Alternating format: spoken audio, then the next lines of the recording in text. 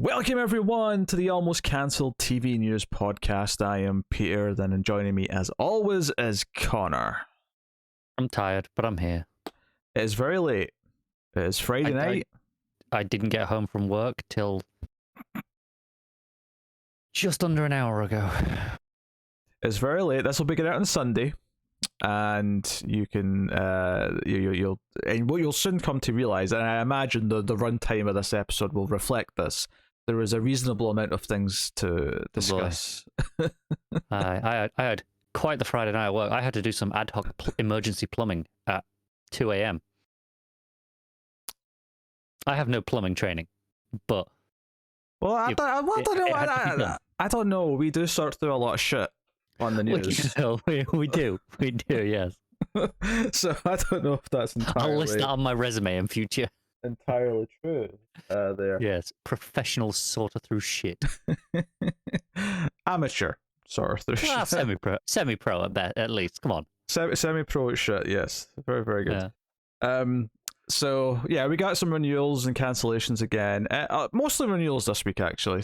Mainly because they cancelled most things last week. So yeah. We got trailers. I didn't necessarily put in every single trailer. Apparently there was a whole reel of CBS trailers, which I did not put in. Oh, thank you. Partly because I'm like, I won't have anything to say about them either. Like, I could have put a sick joke and made you watch like 5 CBS trailers. You think I would have actually watched them all? And I'd be like, I didn't watch any. See, the thing is, if you'd sent me all those, I'd have done the same thing to you. Going, I didn't watch any. That would have been a fun segment. We were both doing it to each other. So, we got trailers, we got premiere dates, we have some new things announced, we got some other bits and pieces to talk about, a couple of interesting bits and pieces about upcoming. I'll be the judge of that. I think they're interested enough. So we'll dive straight into it then with some renewals then. So we got 5 ABC renewals. So these probably won't mean a whole bunch. I want to say, I don't think ABC have anything on right now that I have any remote interest in. That is fair. Surprised me. I have a vague idea of what 2 of them are. The other 3 I've never heard of. That's a good start. Right, let's go. So, renewed for season 3 is Home Economics, which I think is a comedy.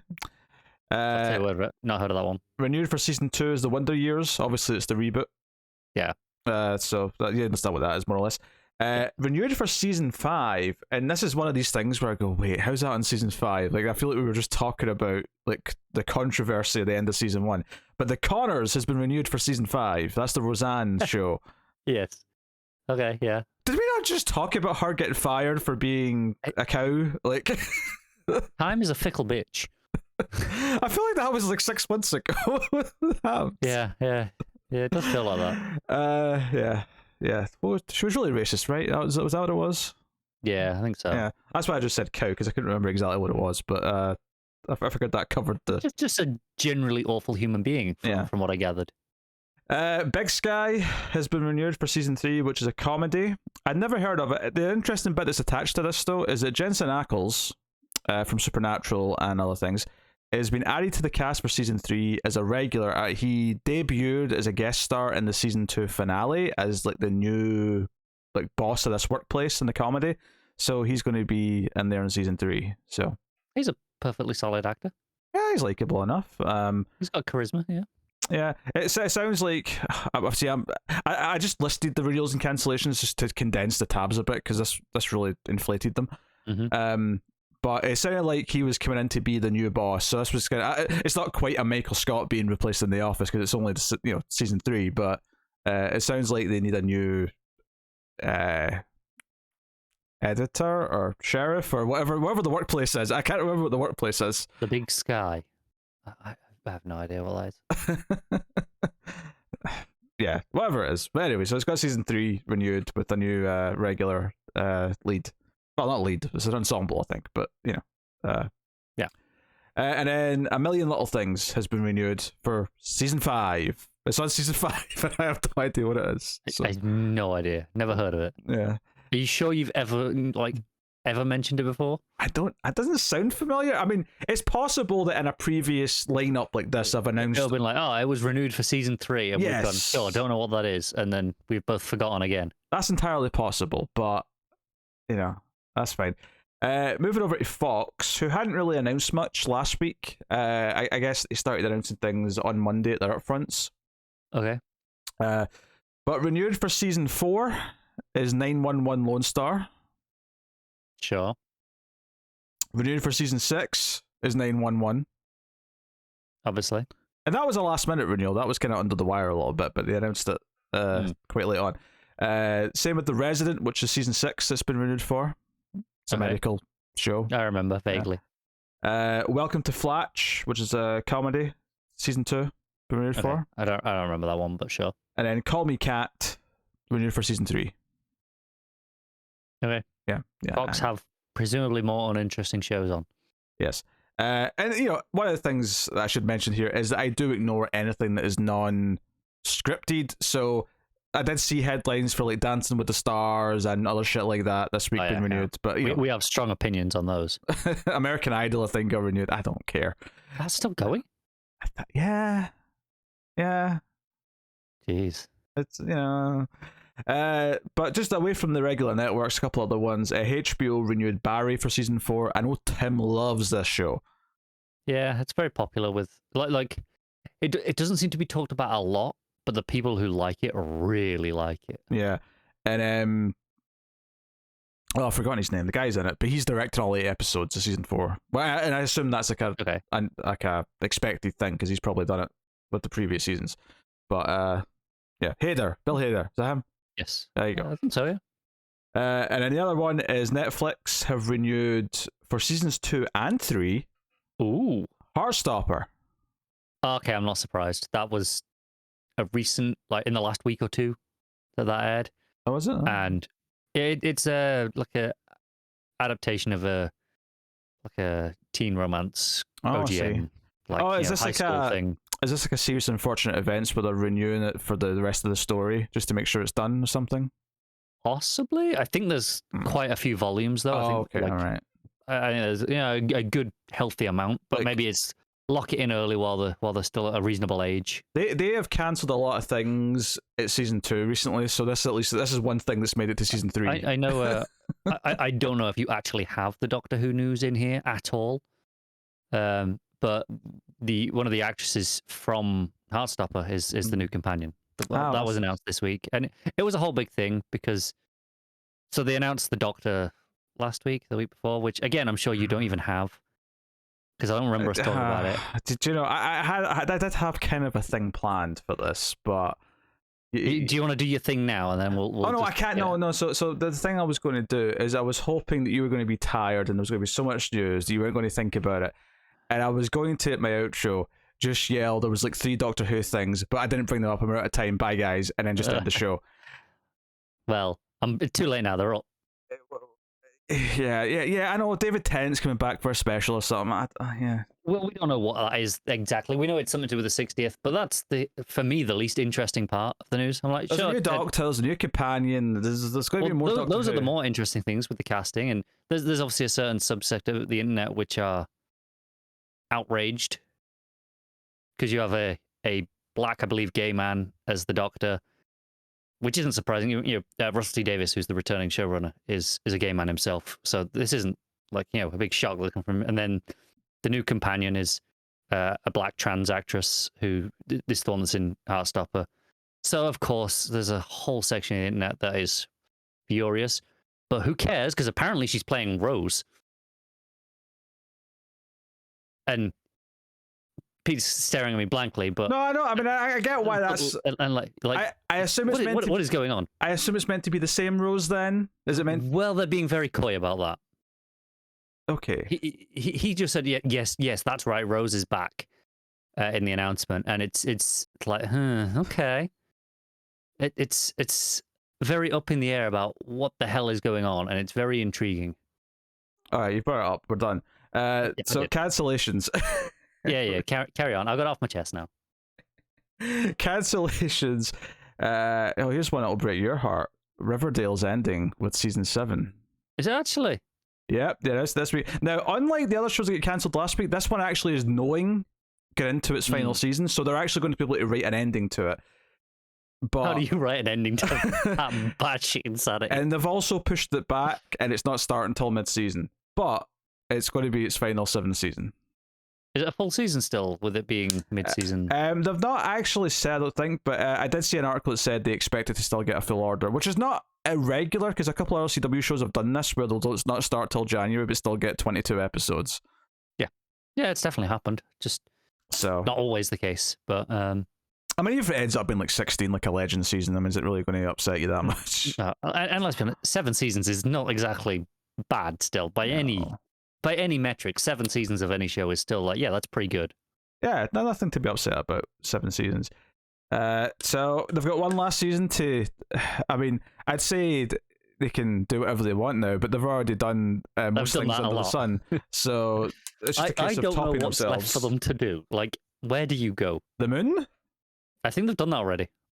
I mean, I don't know. I'm sure they've done alternate universes already. So, I mean, is the moon that exciting anymore? I know someone's got superpowers, or multiple people have superpowers. I'm not sure how many have superpowers, but those superpowers. Yeah, I believe it's superpowers after returning from a parallel Earth, or something to do with something to that effect. Oh, they went to the Arrowverse and came back with some meta powers. Okay, right. They got stabbed with Deathstroke juice.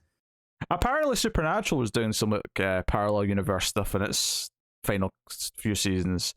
Oh, the CW multiverse. Basically, I'm thinking eventually they're going to do something where the Arrowverse, the Supernatural verse, the Riverdale verse, everything's going to just collide. We'll just have to rebrand everything as the CW verse. Yeah. So, and isn't Nancy Drew, which they've still got going on, kind of a spin-off of Riverdale? And then they've got a new Supernatural spin-off. So technically now there's like multiple shows in each corner as well. Yeah. And Nancy Drew's got a spin-off as well. They can bring in the Walker stuff. Oh, Walker's going to have 2 shows. Yeah, there you go. There's 2 more. Why not? Tons of it. So yes, that's ending with season 7. Fox have cancelled Pivoting after 1 season. That was just presumably not just Ross trying to get a soap opera. I was about to make the exact same joke that it's just a show about Ross trying to have a soap opera. There's a certain age range of people who that when you hear that word, that is the only thing you think of. Pivot. And then Hulu have cancelled after 1 season Marvel's MODOK. That's the animated MODOK show. Oh, that was the Patton Oswalt one, right? I don't know. It came in and went. I feel like it was Patton Oswalt. I remember it being in the news like when it was going to happen. I don't really remember when it came out or anyone talking about it. I didn't realise it had came out, but I feel like it was Patton Oswalt. So there you go. That's all the cancellations that were, at least I saw that were worth mentioning on Deadline this week. So, do you know what didn't get cancelled? What didn't get cancelled? Doctor Who. So we're all good. Just you wait. The BBC's the BBC's going private soon. Doctor Who's days are numbered. If Sony / Bad Wolf hadn't stepped in, I'm pretty sure Doctor Who would have been cancelled already. Okay. Like that's where it's at right now. Oh, is this like that Bendis adaptation? Is this a PlayStation Network exclusive? Can you imagine?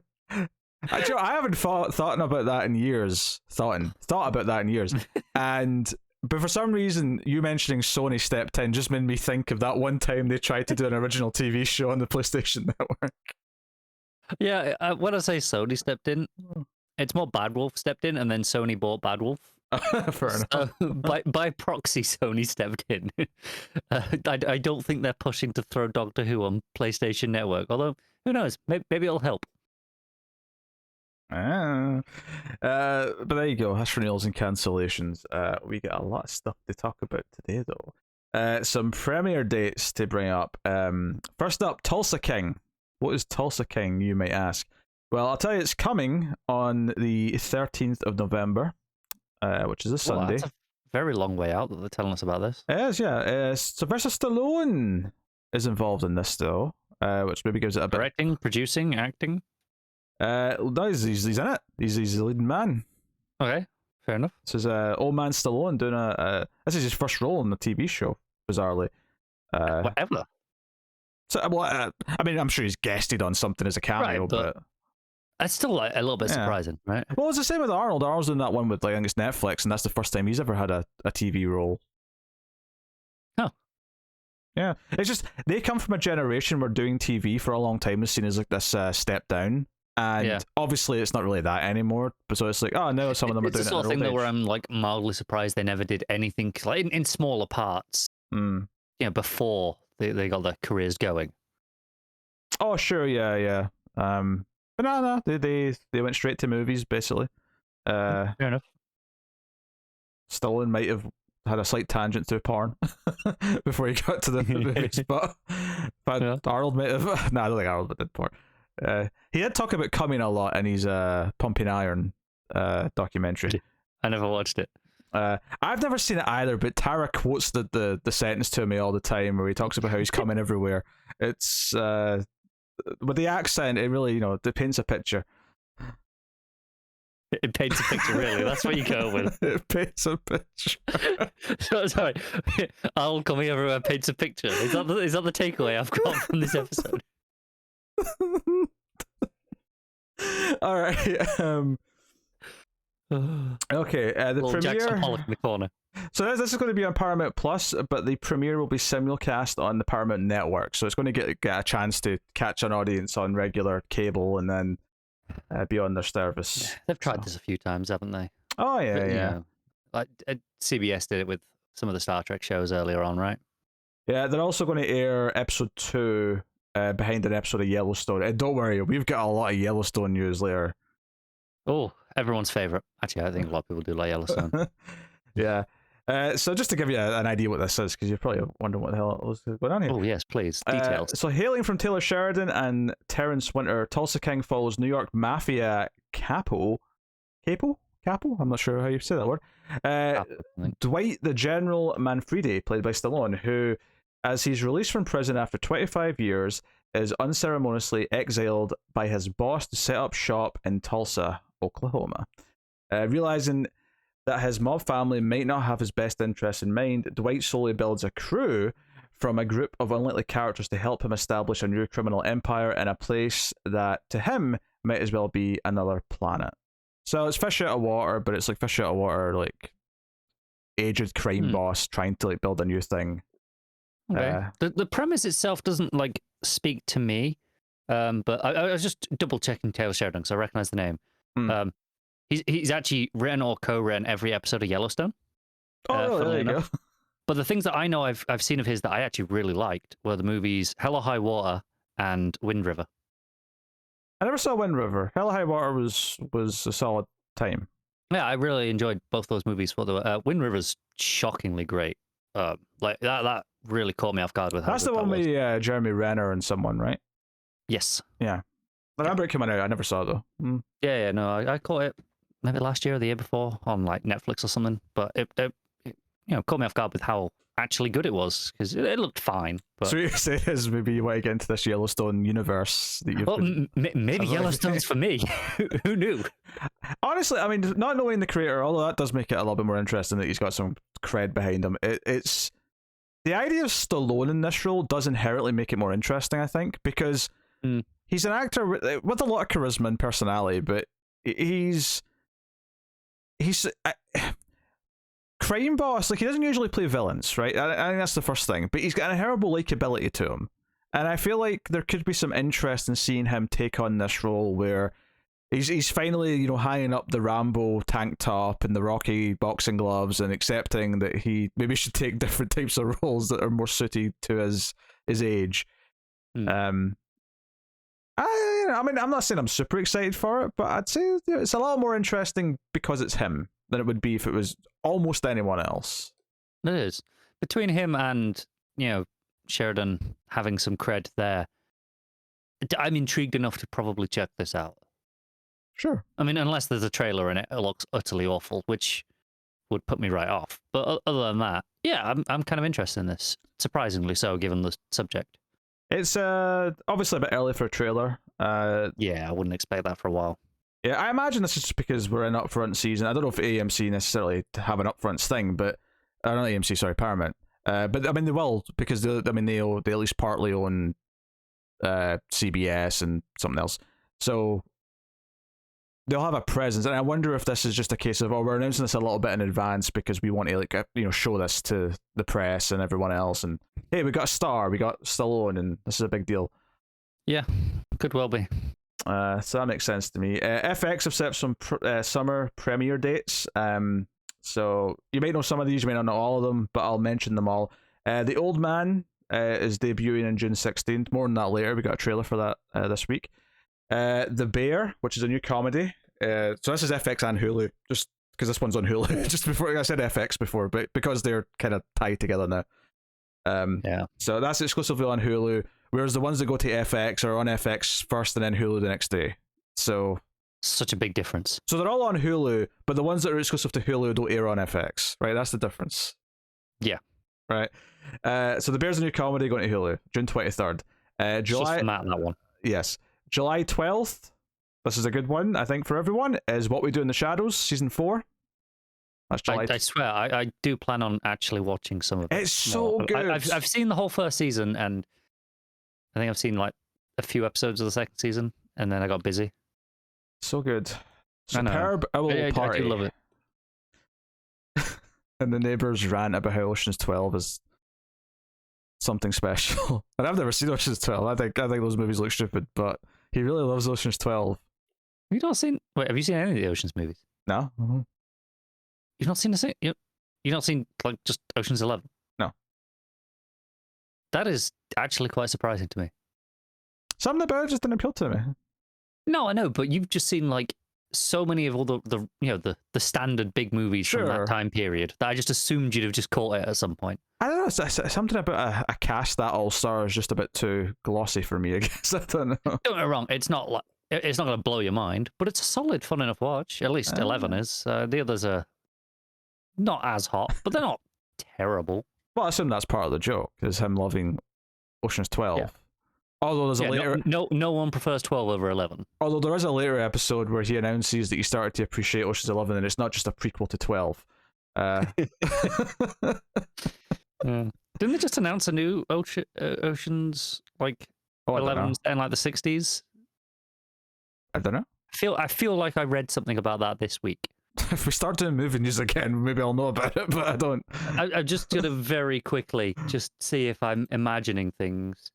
Yeah, there is. It's starring Margot Robbie. It's set in the 60s. Okay. And she's got that Barbie movie coming up with Ryan Gosling. Which I am shockingly intrigued by, because that's Greta Gerwig. Yeah. And also Margot Robbie and Ryan Gosling. Of course I'm going to watch that. I saw a great tweet actually this week saying every blonde actress in Hollywood is praying that Margot Robbie's visa gets like torn up because she keeps getting all the good blonde roles. Yep, she does. That's just so funny. Amy. She's one of those rare stars that's still very bankable in that her name has draw, no matter what the movie is to some degree. Yep. Anyway, so back to this list. July 21st, American Horror Stories Installment 2 on Hulu. Oh, thrilling. I assume that means the season was split in half, and that's... I don't know, but it's more Ryan Murphy, isn't it? Who cares? Yeah, but I mean, I agree with that. Reservation Dogs Season 2 is debuting on Hulu on the 3rd of August. And then Welcome to Wrexham is a new show on FX on the 24th of August. And then... If that isn't about the Wrexham Football Club and its takeover by... what's his name from Always Sunny and Ryan Reynolds, then I don't care. Is the Wrexham Football Club spelt with W-R... Yeah. Maybe it is that then, I don't know. Welcome to Wrexham. Yeah, welcome to Wrexham. Give a look. Oh, I think I've got a description further down here. Yeah, they've got them all. Oh, here we go. Oh, it is. Yeah. Ryan Reynolds. It's a documentary series about that. Oh, there you go. Aren't you happy? I actually am. I'm very intrigued by that. It's been like one of those little stories in the background of the season that's kind of been kind of fun to follow. Was there any of these other ones that I should read? I won't read the Old Man because we're talking about the trailer. Do you want to know what the Bear is? kind of do, because it's All a right. compelling title. I won't lie. The bear follows Carmen Carne Berzato. I'll say that. I'm so into this. I'm going to say that again just in case anyone didn't follow that name. Carmen Carne Berzato. A young chef from the fine dining world. This is not going where I thought it was. It is not either. Who comes home to Chicago to run his family sandwich shop. He came home. Coming home. Get drinking. Right, so he comes home to run his family sandwich shop. The original beef of Chicagoland. All right. I love everything about this. After a heartbreaking death in his family. A world away from what he's used to, Carney must balance the soul-crushing realities of a small business ownership. God damn it. His strong-willed... God damn you. reclined kitchen staff and his strained familial relationships. That's personal. Oh, that is personal and professional to a goddamn T. All while grappling with the impact of his brother's suicide. That's still personal. Not as funny, but it's still personal. The Bear is about food, family, and the insanity of the grind. I mean, even that was personal and professional again. The beauty of the sense of urgency and the steep, slippery downsides. As Carney fights to transform both the original Beast of Chicagoland and himself. That's again. The restaurant. I'm not doing it for each time. The restaurant and his personal life. That was it. That was the third time in the same description. He works alongside a rough around the edges kitchen crew and ultimately reveal themselves as his chosen family. I know it.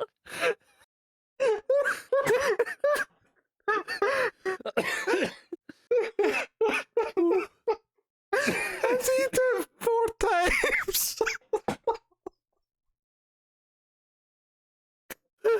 I don't know.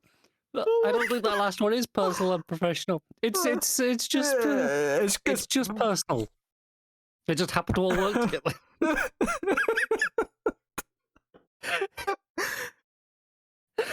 Somehow that one description fit 4 personal and professional lives in various wording into the one thing.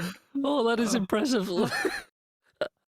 It was when the first one started where I was like, this is textbook. I didn't even need to wait for you to get to the professional or whichever way around it was.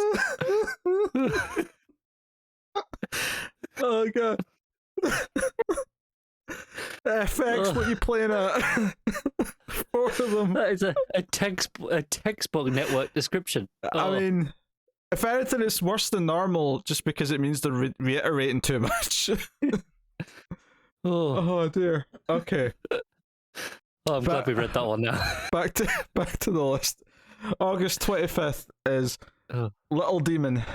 It's a new animated comedy on FXX. 13 years after being impregnated by Satan. This is starting off well. I'm in. A reluctant mother, Laura, and her Antichrist daughter, Chrissy, attempt to live an ordinary life in Delaware. Of course, the devil's daughter lives in Delaware. But are constantly thwarted by monstrous forces, including Satan, who yearns for the custody of his daughter's soul. Honestly, I kind of wish it wasn't animated because that sounds like a sitcom to me. It sounds like the teenage version of Reaper. Okay. Did you ever watch Reaper? No, I didn't. No. It was kind of fun. It was basically, Freak of the Week network stuff where he was the devil's kid. I remember the ads on. Yeah, he had to capture escaped souls from hell. It was fun enough. Yeah, I'm just wiping away the tears from from the bear. And then the final thing on this list is The Patient, a new limited series which is going to debut on Hulu on August 30th. The Patient is a psychological thriller from the minds of Joel Fields and Joe Weisberg, who are behind The Americans, which is a very popular show on FX. It's about a therapist, Alan Strauss, played by Steve Carell, who's held prisoner by a patient, Sam Fortner, who's played by Domhnall Gleeson, who reveals himself to be a serial killer. Sam has an unusual therapeutic demand for Alan. Curb his homicidal urges. Actually sounds alright, to be honest. It does. That's a strong cast, and I never watched The Americans, but people like it a lot. So I think I hear The Patient. I think boring medical drama, but you hear me. No. This is about a psychopathic serial killer wanting to be better, going to a therapist and saying, "No, I'm going to trap you, make me better." It's basically like a more serious, dark version of Analyze This, which is a mob boss going for therapy. Yeah, it's kind of interesting. I'm kind of intrigued by that one. Okay. That's FX's premiere date's done. Next up, this is luckily quite quick. Season 3, sorry, not season 2, of City in a Hill, the Kevin Bacon show on Showtime, is going to debut on July 31st. It's an 8-episode season that's coming back. So if you missed Kevin Bacon and his mustache, it's coming for you. Who doesn't? Yes. I mean, EE, they love Kevin Bacon. Formerly Orange. They do. There's a very specific cultural reference. They literally went through a name change and stayed attached to Kevin Bacon. I'm not going to get into this because a lot of the audience won't know what I'm talking about, so I'll just leave it there. Just search Orange Wednesday's Kevin Bacon ads on YouTube and just watch them and have fun. Anyway. They're a whole thing, yeah.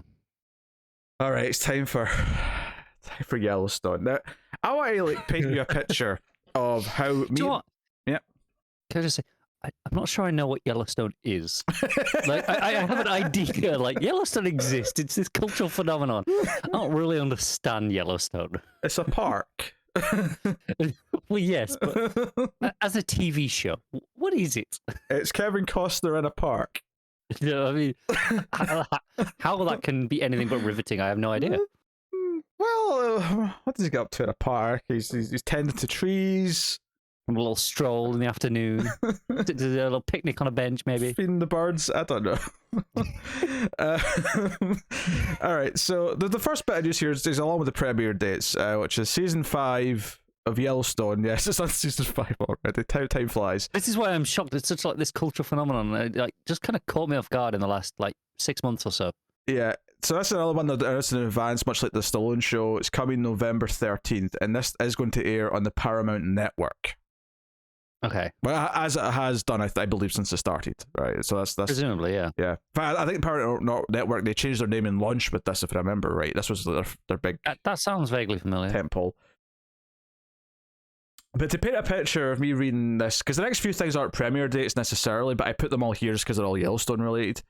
Right. And I kept thinking, because I was like, oh, this is the Yellowstone spin-off, I kept being surprised when each one was a different spin-off. Like, I kept thinking it was the same show. How many spin-offs are there? This is like The Walking Dead. But they're launching them all at the same time.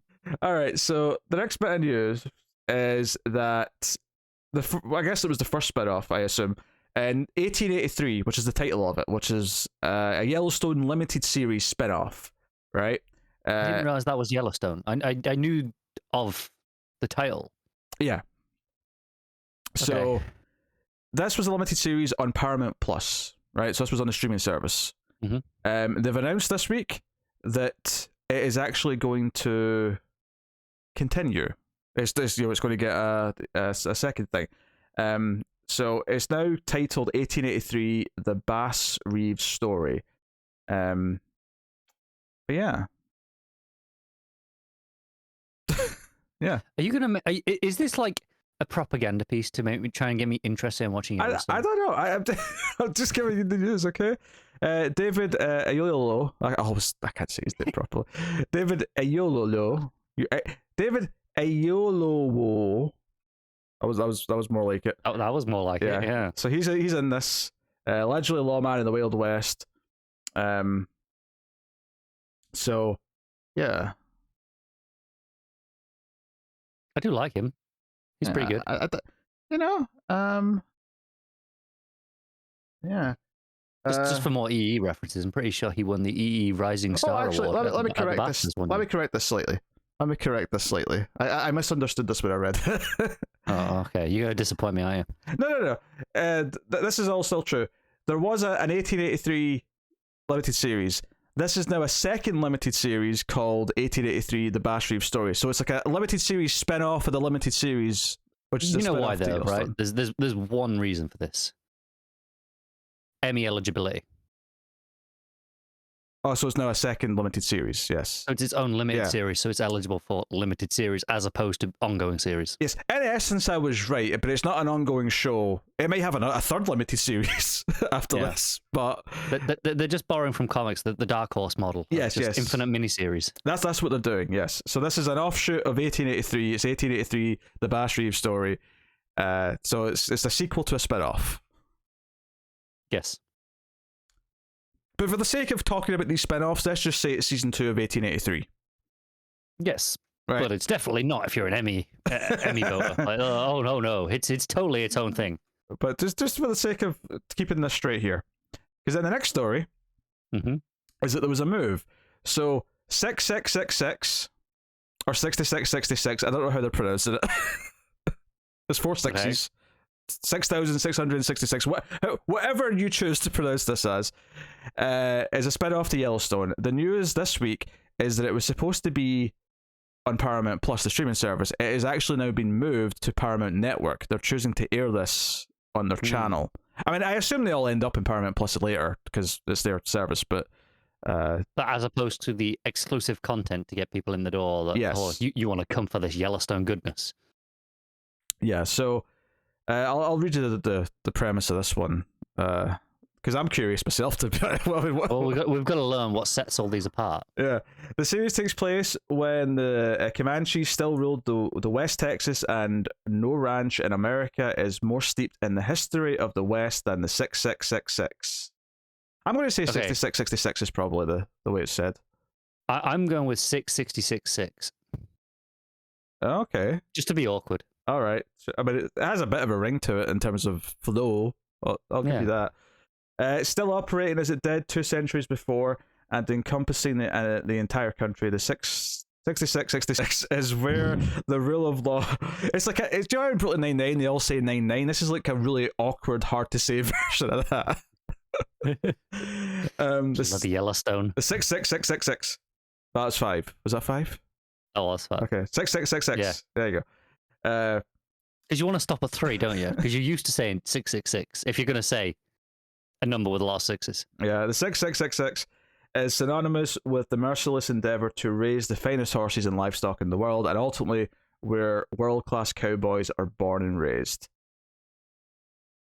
I don't really think that'd be a lot about plot, to be honest, but Okay, so there's cowboys in Yellowstone. Is that what it's telling me? yes, but when we say cowboys here, we're not saying like movie cowboys. We're saying actual, literal, like herding. Ranchers, yeah. Yeah, yeah. So just because I think you say cowboy, we're talking about TV and movies. The first thing you think of is a western with. Hey, maybe that's what this show is, and we just don't know it yet.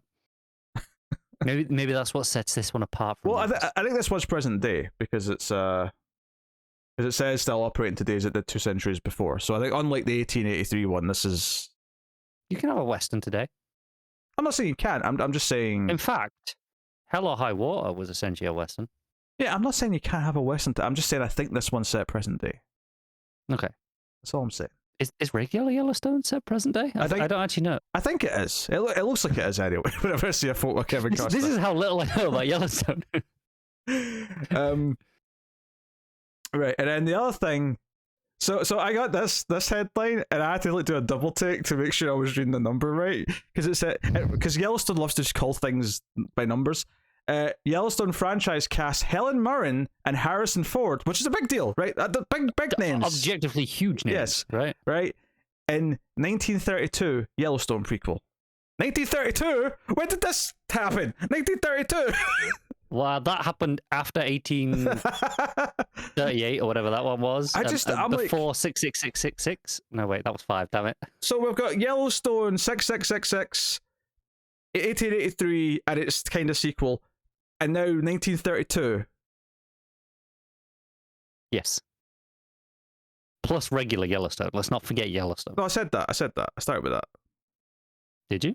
Yeah, Yellowstone, then 1883, and its sequel, 6666, in 1932. So we got 4.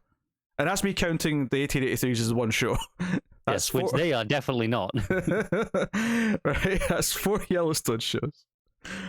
Yeah. Yeah. This is, I mean, Kevin Costner's not really young, but so I can't even call this old man Yellowstone. But older man Yellowstone. Oh dear. The next story will introduce a new generation of the Dutton family and explore the early 20th century. Oh, maybe the main one isn't set present day. Going for that description. Why is Yellowstone set? Oh. Okay. Yeah, this is. Get to the bottom of this. I'm on the Yellowstone wiki right now. Oh god, It's got its own. Check when the pilot's set. Like, where's the first episode set? That's a good idea. Oh. It needs a wiki with all these goddamn shows. They keep track of all the goddamn things. It does. Give me a year. Come on, give me a year. It's giving me days of the week, but it's not giving me a year. Just Google what year is Yellowstone set in. Oh, there's a chronological order here. Oh, okay. So 1883, obviously. Uh-huh. Then Yellowstone. Yeah, but It just says, present time. Okay, it's present time. Okay.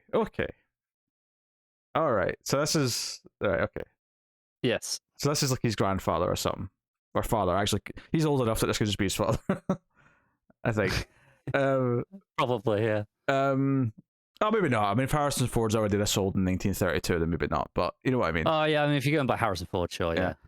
But yeah, set during the end of Prohibition. Wait, there's another series. Oh, what's the other one? Because I'm hearing this from the Yellowstone series in chronological order. This one just has it listed as 666, not 6666. So maybe it's wrong. But it also has a series called Mayor of Kingstown. Well, there was no news about that this week, which is why I don't mention that. No, and this one's set in Kingstown, Michigan. But it's set in the same universe, and it stars Jeremy Renner. What? Okay, so this is in the same universe as, but it's not a direct Yellowstone show. Okay. It does sound like Taylor Sheridan is involved in most of the direct related shows, at least in some He's involved capacity. in that one as well. Oh, is he? Okay, fair enough then. Yeah. I thought that may be why it's technically not as connected, because it's not him. No, it says it's from Fair his enough. mind as well.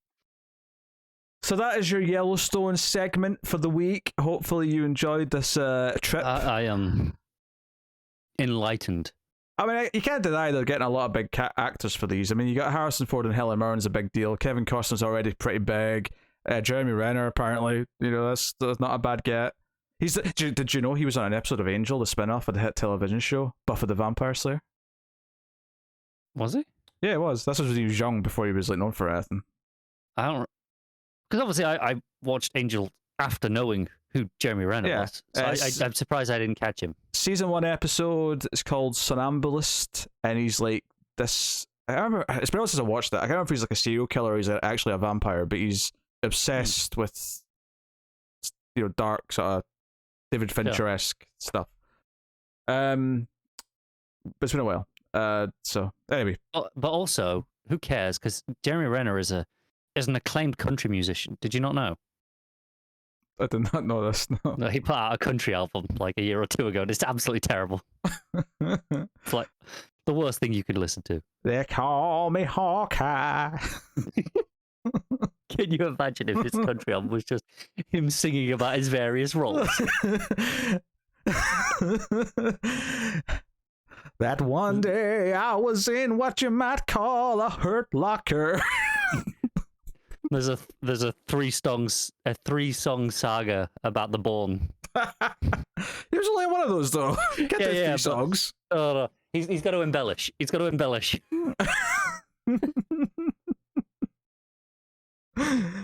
Oh dear. All right, let's move on to Can you tell I'm tired? some other tidbits. Let's talk a little bit about Stranger Things season 4. There's a couple of juicy details. First of all, how it's splitting up for its 2 volumes.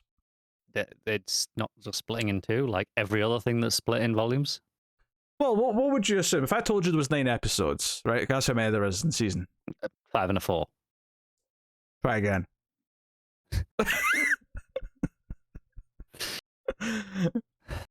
What are they doing if it's not a 5 and a 4? That's the only. Because if you told me that they were splitting it into 3, into 3 blocks of 3, Oh, sure. because that's what they did with Arcane, where they did it over 3 weeks, and you had 3 weeks of 3 episodes. That was a pretty good release schedule. I was quite happy with that. Not as good as weekly, but yeah, it's not bad. No, but it's a compromise, right? They split it like they called it. It's a 3-act event, which is what they called it. What the hell are they doing with this? So, volume 1, which is out in May, next week, in fact, it's out in a week's time, is 7 episodes. But then the other 2 are out in. Yes. So, it's early July. Effectively, what this is doing. If one was to watch those 7 episodes, I said this earlier. That it's basically would it line up? More close enough. It would be close enough. Connor's going to check because he has to. I don't know. I don't have the exact dates, but I'm just like. Well, it's next Friday for the first one, at least. You know that much. So, yeah, honestly, yeah, everyone's heard us talk about how we prefer weekly. We think it's better for the show. We think it's better for the conversation. We think it's better for keeping the show in the zeitgeist. It's better for reviewing the show if you're like me and want to try and review it. Weekly's just better. They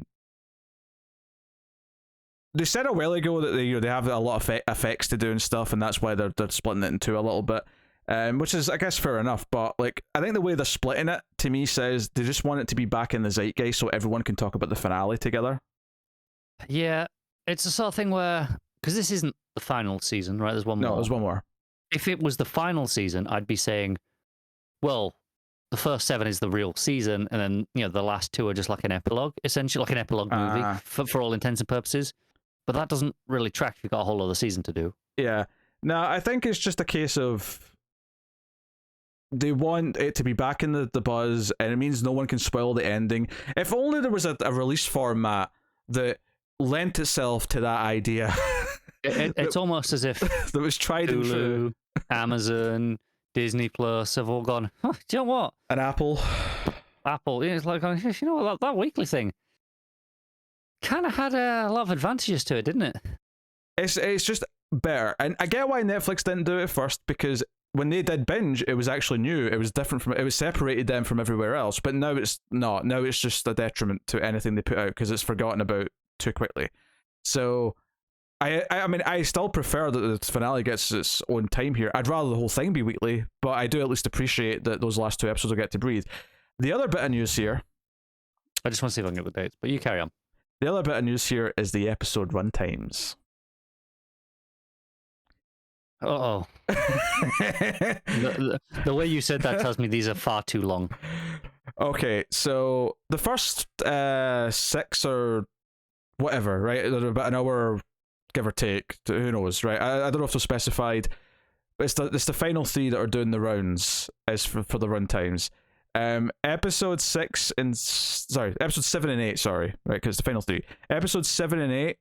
Are about seven's about 90 minutes, and episode 8 is just a little bit less, maybe about an hour, maybe 80 minutes, something like that. I don't have it in front of me. I happened to get an article while I was searching for the dates. Yes, so I've got here. The finale is 2.5 hours long.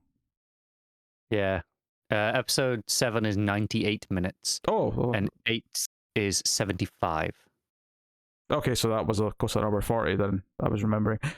I mean, I'm not like particularly fussed. It does actually, in a weird way, runtime wise, make it's more of an even split than we thought.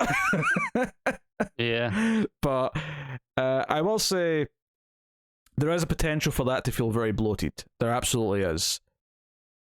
I'm intrigued to see what's in it and to see how I feel about it. But I'm a little bit cautious because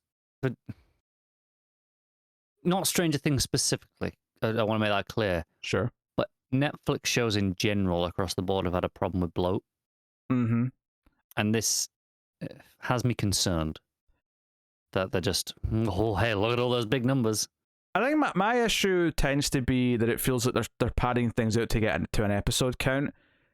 Episode runtimes like this, particularly with Stranger Things, which at least is a fairly proven quantity at this point. I'm going to give them somewhat the benefit of the doubt until I actually see these episodes. They're saying it's an epic season, they're saying it's a darker season, they're saying all these things. It sounds like they're at least trying to be ambitious with it. And, we'll get to the end of the show, the season, maybe we'll say, oh, they went too far, they have to ruin it in for the final season. Yeah. Or maybe we'll say, oh, no, that was epic, and maybe it'll make sense when we've watched those last two episodes that they were separated and they feel like this big event, miniseries effectively on their own. Yeah. Right, so it says here that despite being 9 episodes, the 4th season in all will run over 13 hours. Well, if you take off those last 3, you could divide and get an average of what those first 6 are if you wanted to. 7. 7. 2 episodes at the end. So, well, take off 2.5, give or take, from 13 is what, 10.5. Well, no, 6, because remember the 7th episode is the last of the first batch, so it's just the first 6 you're trying to work out. Oh yes, you're right. Yeah.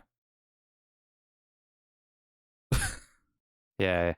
Yeah. So it's 2.5. It says over 13, so let's just call episode 8 90 minutes just to make this easy. So an hour and a half, so that's 4 hours, and then another hour 40 is 540. So what's 13 minus 540? 13 minus 5 is 8, so what, like 7 hours 20? That's 6 episodes. So yeah, so they'll all be about an hour and a little bit. Yeah. Just still on the higher end of average, I'd say. Yeah, that is. Also, just it mentioned here at the end of this article that there was a report a few weeks ago that put the cost of each episode at around $30 million per episode. Yeah, I remember Stranger that. Things. Yeah. And then it compares it.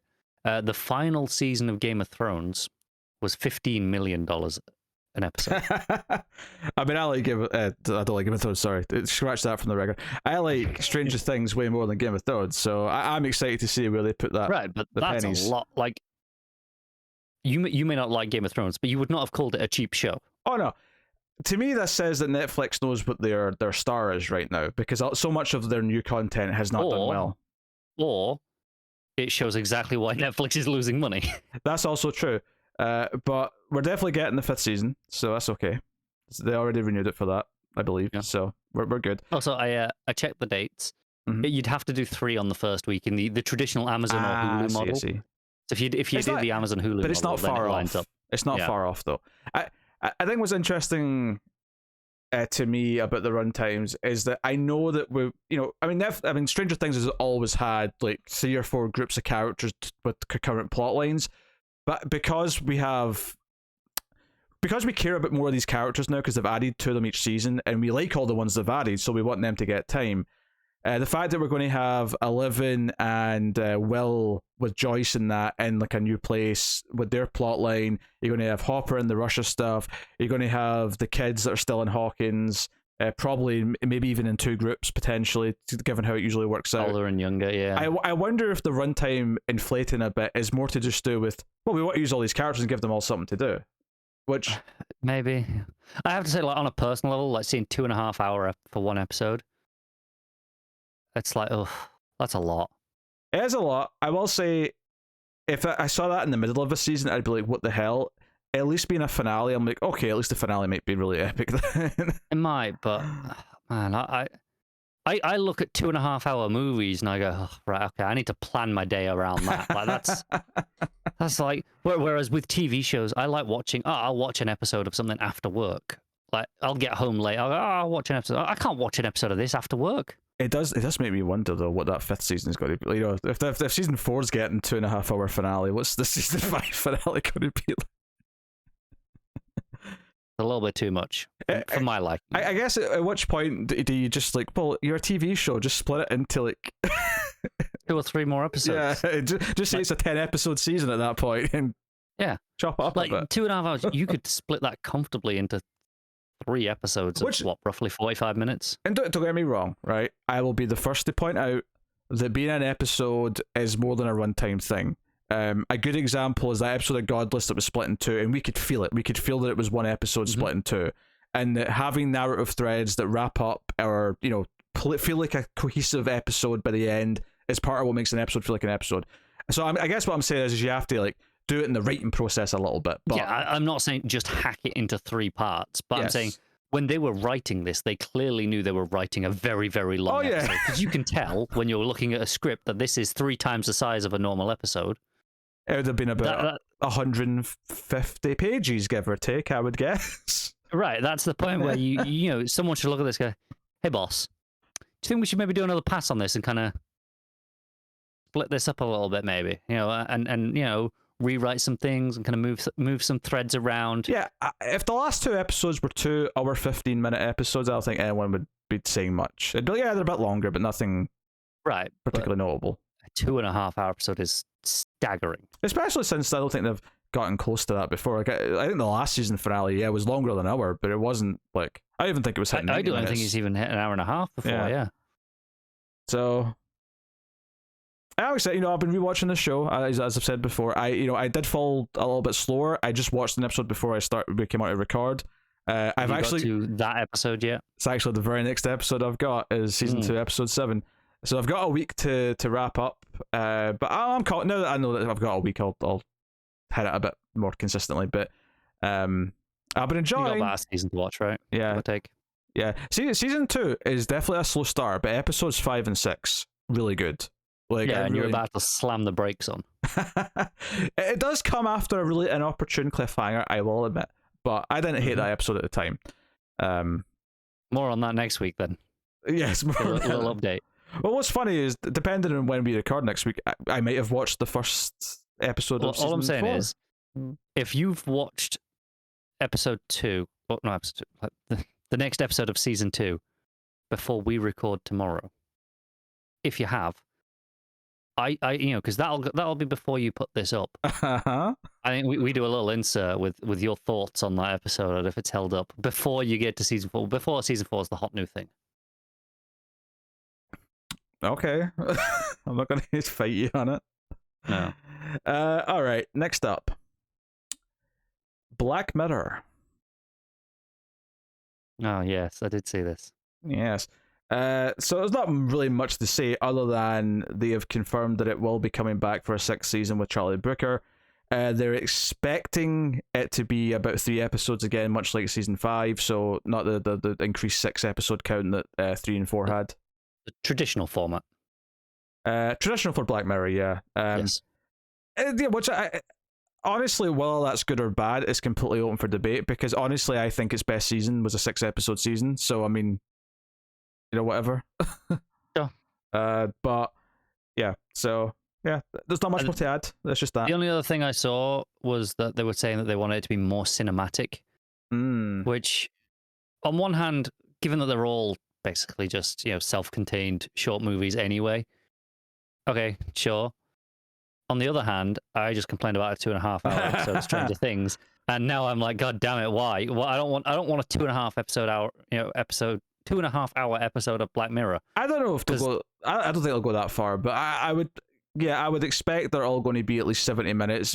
Maybe all 3 will be about 90 minutes. It'll be more like a little movie trilogy of like, which is stories. Fine. I can live with that because that's essentially what you are. You're an anthology of short movies at that point. It always kind of has been, and some of them have been over an hour. It's not that way. I mean, I think some of even the ones when they aired on Channel 4 back in the day, pre-Netflix, were like 90 minutes odd, give or take. Well, no, I don't know if any of the ones in the series did, but White Christmas, the special they did, was quite long. That was definitely a while. Yeah. I don't think the ones in the series, though, without ads, that is. Maybe when they aired with ads, they were hitting the 90-minute slot. That might be what I'm thinking of. Yeah. But I am going to very quickly check some runtimes just to see if I'm right or wrong. I definitely think there was a couple of longer ones once we hit Netflix. Not all of them, because, I mean, I remember the black and white Metal Dog one, that was like 30 minutes or something like that. That was like a really short episode.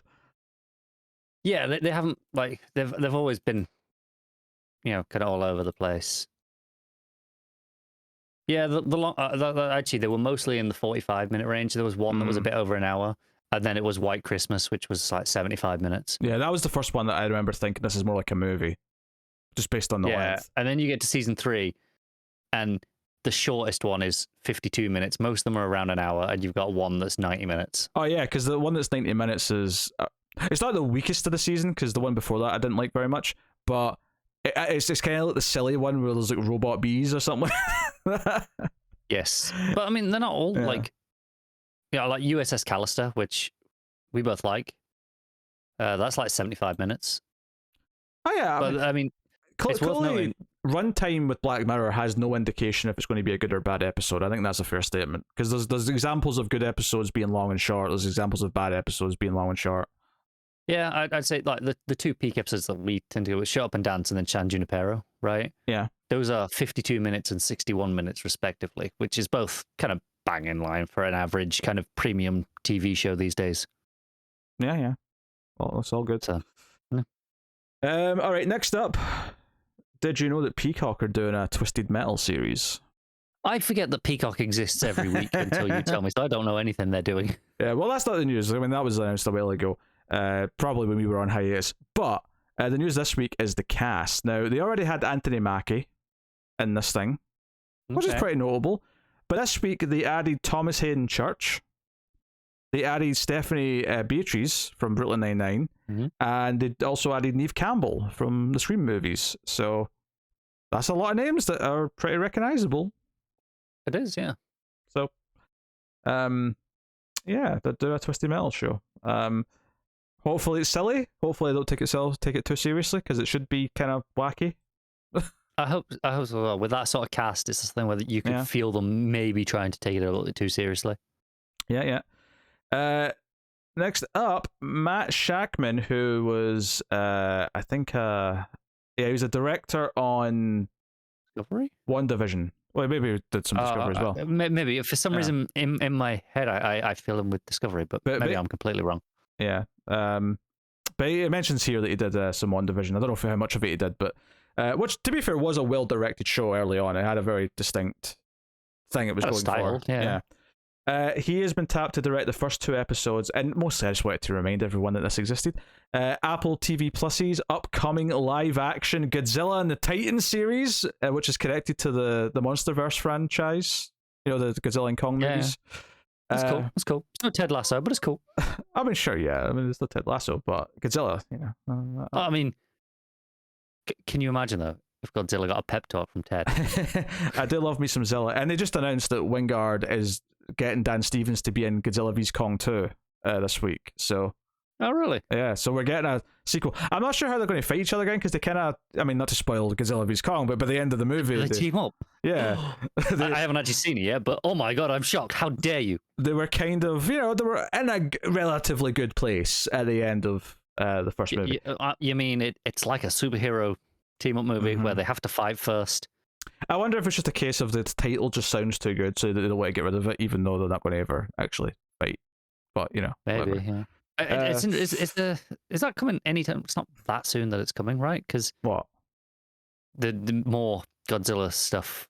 I mean, no, they're just announcing casting, so I assume they're just shooting it later this year. Right, maybe. just because in terms of tie-in promotional stuff, there's a big event in Call of Duty right now, which is Godzilla vs. Kong, where in Warzone, both of them are like on the map and interactable. That is by far the most interesting thing I have ever heard of from Call of Duty. But don't it has a lot of like tie-in stuff, and like you'll do like franchise. Like last year, they had like a whole Scream thing, right, when that movie was coming out. But usually, it is connected. Wait, last year? That was this year. Not last year. Was that still this year? God damn it! Well, I think they started it early in the. They started it probably late last year. It was like January, February, so it was early this year, but.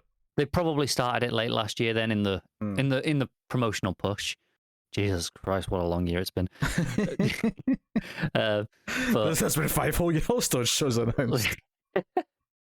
Yeah, but I just thought maybe there was something going on in and that's why it was kind of they were doing it now as opposed to just random promo. Yeah, not yet, but this is in that universe, and it's following the thunderous battle between Godzilla and the Titans that leveled San Francisco, which was the first movie. If we're going It was, yeah. If we're assuming that's exactly what they're talking about. Unless there was more San Francisco chaos in the last one that I've not seen yet. And the shocking new reality that monsters are real, the Untitled Monsterverse series will explore one family's journey to uncover its buried secrets and the legacy linking them to the secret organization known as Monarch. So they're delving into the mythology that the movies have been kind of like setting up here or there. I have fun with these movies. I enjoy them for the silliness that they are. Admittedly, I'm always a little disappointed that they're not as good as that first Godzilla movie, because that was not silly, really. That was like, that had a bit more class to it. But, So what you're saying is it's in keeping with the rest of the history of Godzilla. Yeah, where you get the first serious movie that's really good, and then you just got some fun, silly sequels, and that's just what you go with. Yeah. But I mean, there was a couple. I mean, Ghidorah the Three-Headed Monster is a really good sequel. So I mean, there are some examples of standouts. But so I'm not expecting the next one to be that, or this TV show to be that. But and how many monsters are actually going to be in this series? I do wonder though if they get a good like name that's not going to, one that's big enough that it'll be a big get to have in the TV show, but isn't going to be in any of the movies. I don't know who. Maybe they'll get you have to save Gigan for the movies. I don't know, but I'm trying to think of what monster would be a get, but not one that's been held back for movies. I don't know. Maybe they'll just make one up. Oh, maybe, yeah. I suspect you'll probably see some Godzilla at some point in it. I'd be surprised if you didn't. There'll be a little thing here or there, probably. Yeah, but that's cool. Yeah, I mean, I don't know. I mean, maybe it'll suck, but I mean, Apple TV shows have felt like they've got nice budgets at least. So I mean, they've got a better track record than expected so far. Yes, so that's cool. And Godzilla. Yeah. And then just a quick update. And this wasn't much, but it was just obviously the upfronts were this week, and the head of CW, the CEO Mark Pedowitz, was being asked a bunch of questions. Obviously, they were asking him about the cancellations that shocked everyone last week or a couple of weeks ago. Yeah, because he's like, yeah, that's not normally us. So it was a shock to everyone. It was funny because when they put out the news about Riverdale, they said something about, we like to give our long-running series a proper send-off. And I'm like, Legends is crying. Bebo's crying in the corner right now, you prick.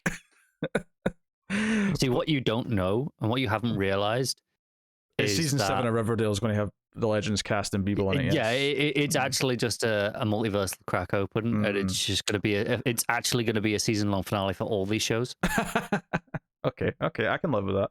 But he was asked about Babylon 5, because obviously that got not picked up, but it was in development and then didn't get picked up for this season. But they said at the time, JMS came out and spoke about it and said, no, it's still very much in development. They just want it to cook. And he was asked at the upfronts about it. He says, yeah, that's still in active development. I love the pilot script. It's and he's a big fan of the original show, so he's really determined. So assuming Mark Pedowitz is still in charge come next season time, which given everything changing, maybe it won't be, but assuming he's still the guy making decisions, it's probably still happening. That's all well and good, but where's my Powerpuff Girls show?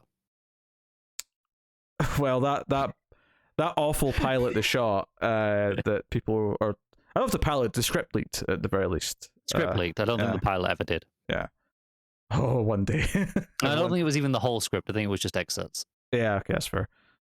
Somehow, some way that pilot is going to leak one day. Oh, and I am going to love every second of it. I'm going to absorb its terribleness. Yeah, and speaking of CW, they announced what their lineup is. The main things here, I already mentioned Riverdale was moving to mid-season. Obviously all the networks, I think one didn't announce their lineup yet, which is weird because they usually always do it at the upfronts, so they sort of broke tradition by not doing it. I know the other ones. I only brought up the CWs mainly to give you the news that Stargirl is now going to be here in the fall. It's not a summer show this time. It's going to be on Wednesday nights before Kung Fu, starting in their new season in October. Real question is, yes, what night are they airing Yellowstone? Because Yellowstone is everywhere. It's not a CW, I'm afraid. Oh, well, CW are missing the trick because I hear everyone else has got Yellowstone. What's funny is that like Monday is All American and All American Homecoming is their two new shows, and then Thursday is Walker and Walker Independent, so the two shows on that night. So it's just really funny to me that they've got like nice little double bills, these pairings. But yeah, so Yeah, Flash is mid-season as well. There's a lot of mid-season shows on CW this year, so They've been doing that for a while now, though. Like yeah. they'll just like I think I noticed it started with like iZombie, where they just decide, oh, we're holding this for mid-season now. Yeah, but Flash was always a new. It didn't change with Flash until the pandemic made things wonky, and then it's been since then that things have been a bit more all over the place. But until then, Flash and to that point, Arrow and the other they were staples of the new October season every year. So no, that's true. Yeah, but yeah, things change, and it is what it is. So yeah, well, we'll see how it goes. But yeah, that was the main thing though. Stargirl's airing, and we hadn't had a date for it yet, so it's not surprising that it's not airing till fall. But interested to see how it does in that prime, new season slot. So cool. All right, let's talk about some trailers. We have some trailers. Oh my god, we're only just at the trailers. I forgot we hadn't done those yet.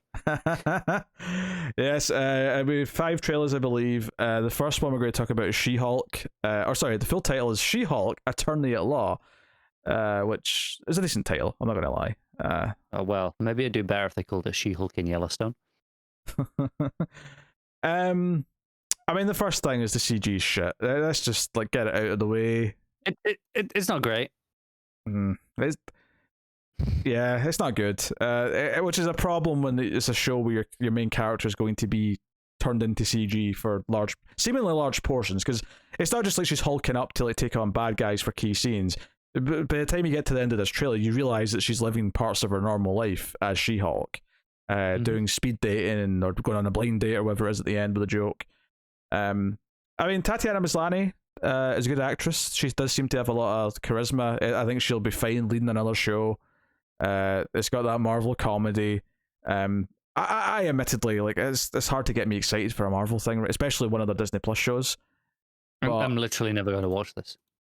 that's fair. But you watched the trailer, so do you have any observations?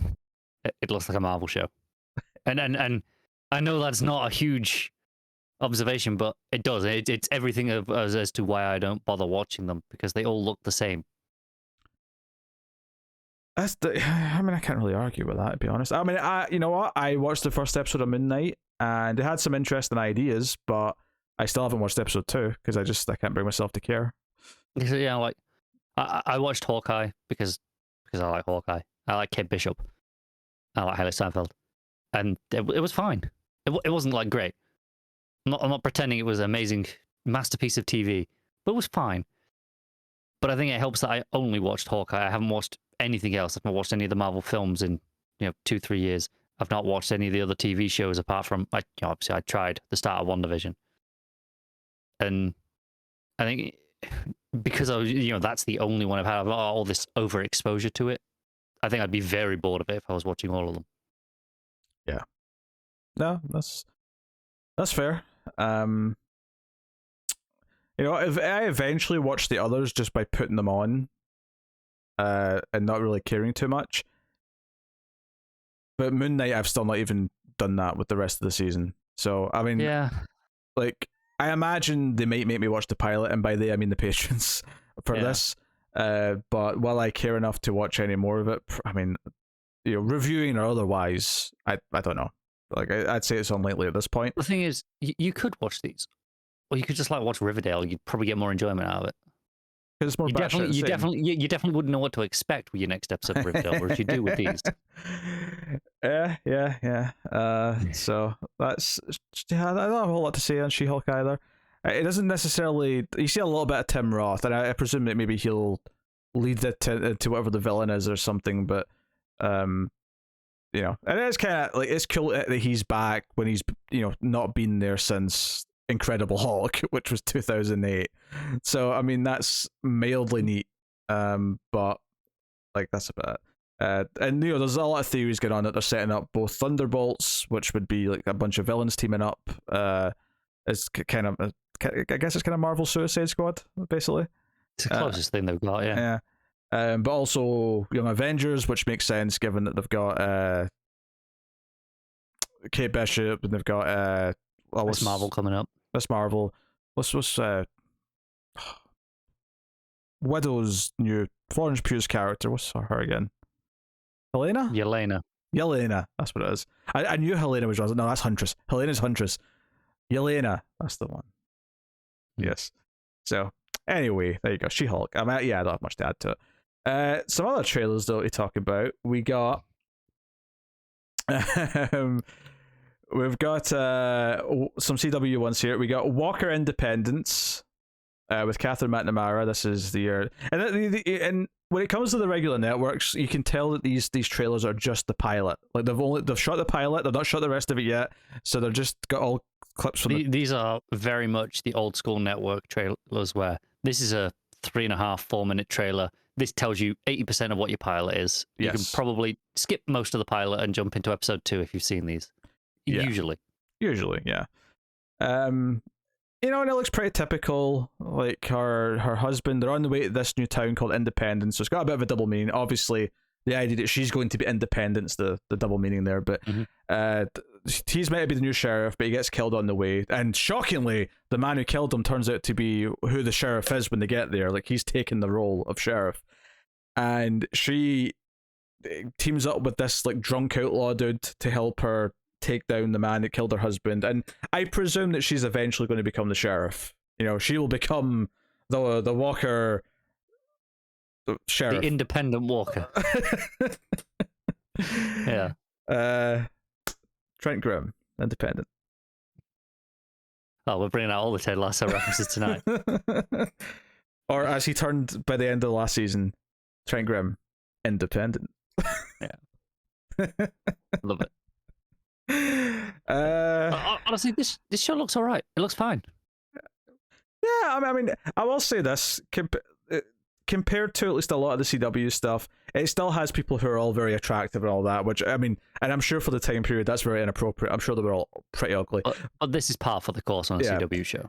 But at least being a Western, and I think I said this when it was picked up and we read the description, I was like, you know what? At least this is a Western. At least this is something that is genre-wise different to all the other shows in CW. Yeah, and this is really proving as well of the recent trend being that Westerns are kind of back in fashion.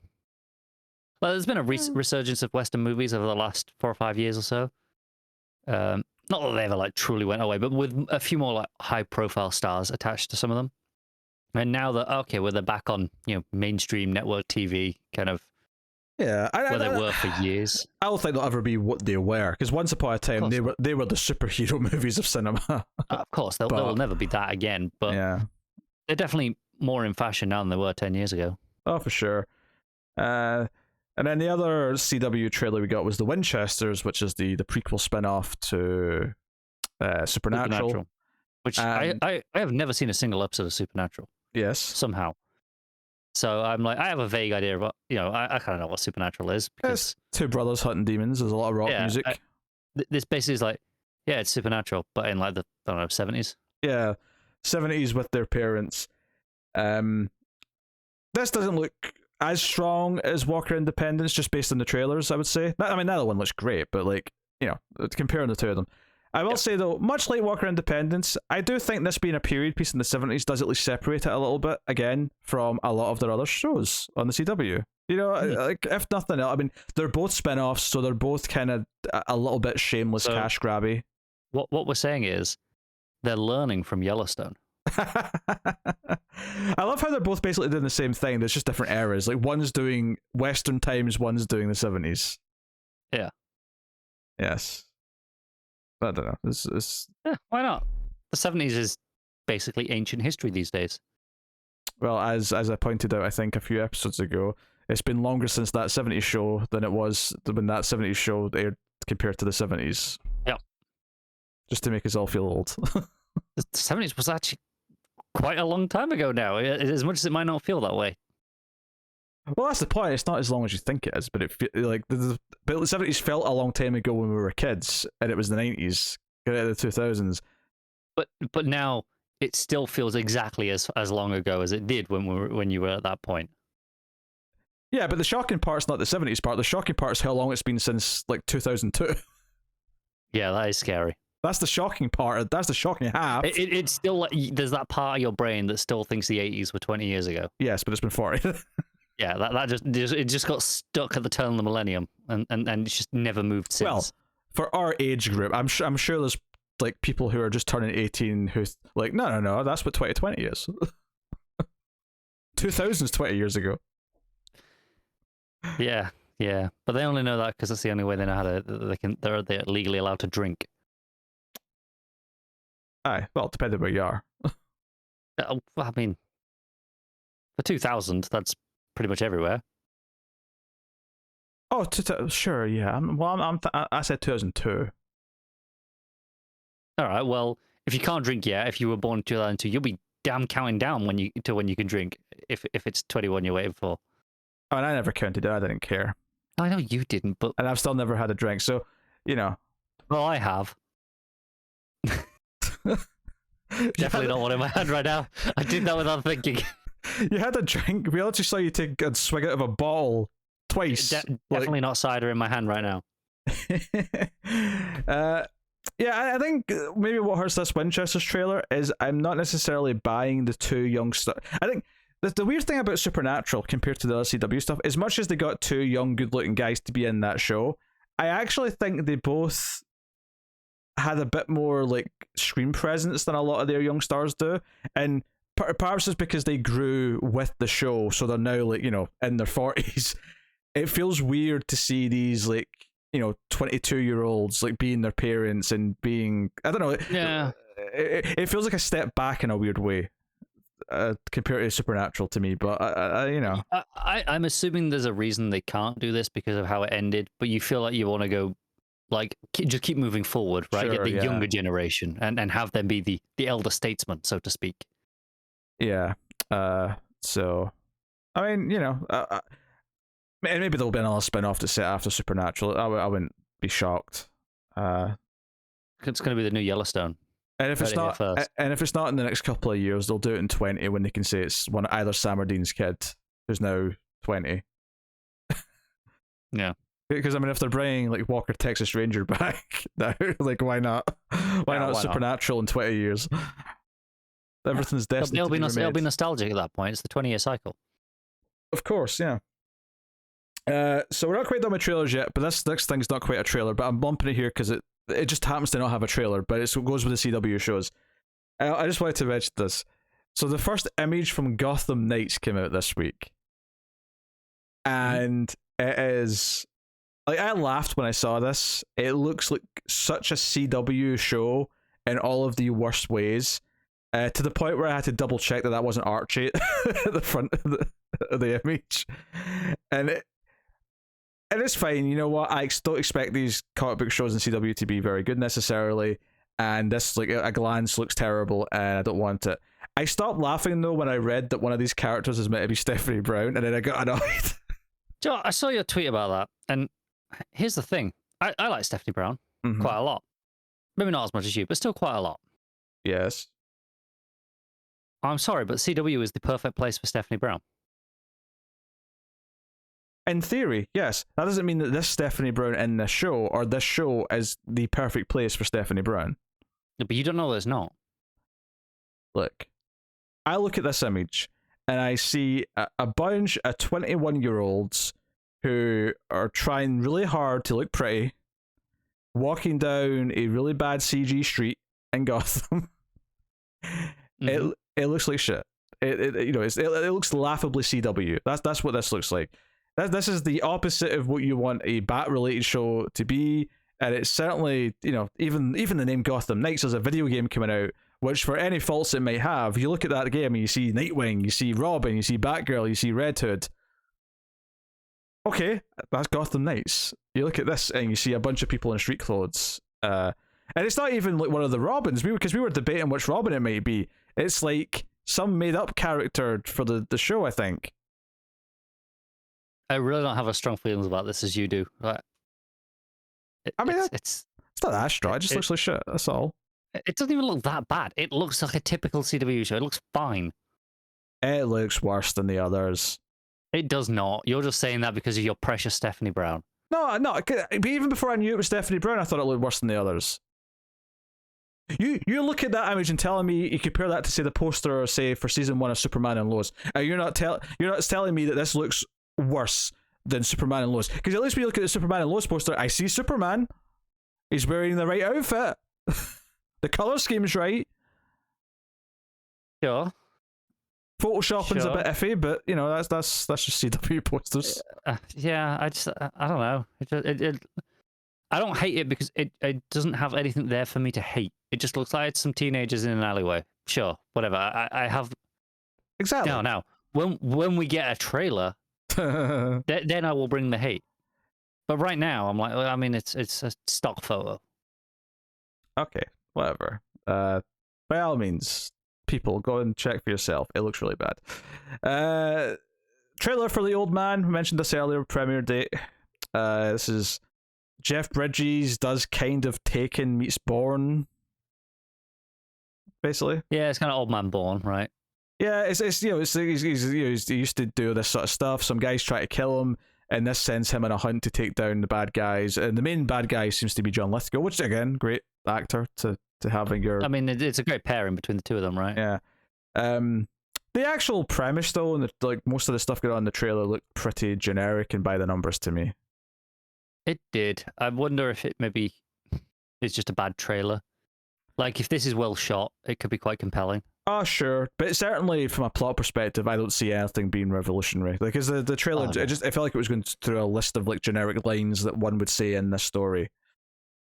Yeah. Plot wise, there's nothing to it. Yeah, but... there's like a moment where John Lithgow says something like he'll go through everyone to like achieve his goal, and I'm like, yeah, okay. It's like every other character like this. So yeah, it is what it is. So that's The Old Man. And then the final trailer we'll bring up today is The Terminal List. This is Chris Pratt. Even more generic than The Old Man. Yeah, somehow even more generic. Chris Pratt, Amazon Prime series, and this is like basically he's a part of a Navy SEAL team, and the rest of them all get killed in a mysterious incident, and he obviously thinks there's something fishy about it, and there's a cover up going on, and there's something behind this, and blah blah blah. And he's having like PTSD and like remembering his time in combat and stuff. I got a chuckle at one point because one of the things they do to show that he's having these flashbacks is he's holding a guitar, and then he sort of thinks he's in like a combat situation holding a gun. And and it's playing like a Black Sabbath cover, right? Yeah. But it made me laugh though because I see him with a guitar and I'm like, that's Andy Dwyer. It amazes me that Hollywood took Chris Pratt, the chubby goofball, and turned him into just military shooter 101. Yeah, and it just made him so bland. Oh, I mean, the show looks bland as hell. That's the main thing I can tell you about this, is that it's bland. He's got like a friend or a therapist like helping him try to like solve things or whatever. And right, at least like the Reacher show doesn't look good, but it didn't look quite as bland as this. Yeah, that's fair. I mean, I saw the pilot for Reacher. Was it bland, or was it just not that good? I was kind of. I mean, it was for me. It was just really tropey. Like, he had a bit of charisma, but it wasn't enough. It wasn't like he can't carry this like an 80s action star. But that's kind of what they were going for in a lot of ways. Fair. Do you feel like Pratt has kind of lost a lot of his charisma, or is that just me? I feel like Pratt. I saw no charisma in this trailer. That's fair. He's probably phoning it in. He felt like he was phoning it in the Tomorrow War. It kind of feels like he struck gold with Guardians of the Galaxy, which is what made him a star, right? That made him a star. And it feels like a lot of his choices since then have been lukewarm to mediocre. And, in the real world, he's kind of made people... It's not like he's done anything awful to people, but he's just been kind of unlikable in a lot of little ways. Yeah. And I'm just like his role in the Jurassic World movies. Oh, like, sure, on paper, yeah. That was a hit. On paper, that should be, oh yeah, charisma, charming Chris Pratt. And even watching those, it's not as, he doesn't pull it off as well as he has done in earlier roles. It feels more muted. And I wonder if that's like him trying to get away from like what stock Chris Pratt was, that he's kind of in the same way that Keanu Reeves after Bill and Ted tried to avoid doing any like sort of goofy characters. He didn't want to be typecast for the rest of his life. But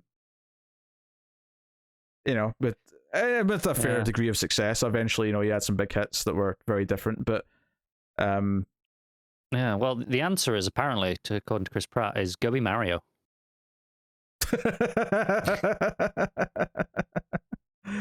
Oh, yes, So, that's right. I mean, that's your life lesson, yeah. Well, there you go. That's a terminal list. Doesn't look good. Yeah. Put it on the terminal list, please. All right, comedies. Type of comedies. Starting off with an animated comedy. So this is kind of a reboot. It's notable for one particularly big reason. Married with Children. There's going to be an animated. There's a shopping animated Married with Children series around. It's some bidding going on for where it's going to land. The reason why this is quite notable is that the original cast are all attached to it. So this would be like a reboot where they all come back and voice the same roles. And yeah, they're all way older, which, I mean, you could do, I suppose, if you really wanted to, but I guess the advantage of it being animated is that the kids can still be kids. They can just voice their kid versions of themselves. Just pretend. Yeah. As opposed to be like, oh, now, you know, Peggy and Al are elderly and they're... It'll be like that, you probably never saw it, but there was the animated Batman 66 movie a couple years ago. Yeah, they could sort of like freeze the timeline and just kind of... And like, you know, you obviously had like Adam West, and it's like, yes, he sounds significantly older because he was significantly older. But you kind of just get away with fudging it because, well, that's the role and that's the voice, right? Yeah, I mean, I guess you look at The Simpsons, and part of the reason why that's been able to exist for as absurdly long as it has is because with an animated show, you don't have to age them. Yeah. Nothing should last that long for the record, but it does give them a chance to do this. So the new take on the sitcom, it comes from Family Guy executive producer Alex Carter, who's going to serve as showrunner, and apparently Fox, Hulu, and Peacock are all in the bidding. There could be more eventually, but they're... And Joe, what's interesting to me about those picks, obviously Fox, because the original show aired on Fox, so that makes some sense. Hulu and Peacock, I wonder if at different times they've both had the original show at streaming rights, and they want this because they see the numbers that the original show does on their service. Possibly. I can't, really argue with that, especially not knowing whether or not they have had it, but I can definitely see it being the sort of thing that does numbers on those services. Yeah. I mean, Peacock's not that old. I feel like Hulu almost certainly has been on there at some point. Probably, yeah. But yeah, so that is that. Next up, we can do these next couple a bit quickly. I Gotta Ask My Wife, a multi-camera comedy starring Saturday Night Live alum Finesse Mitchell, is in the works at Fox.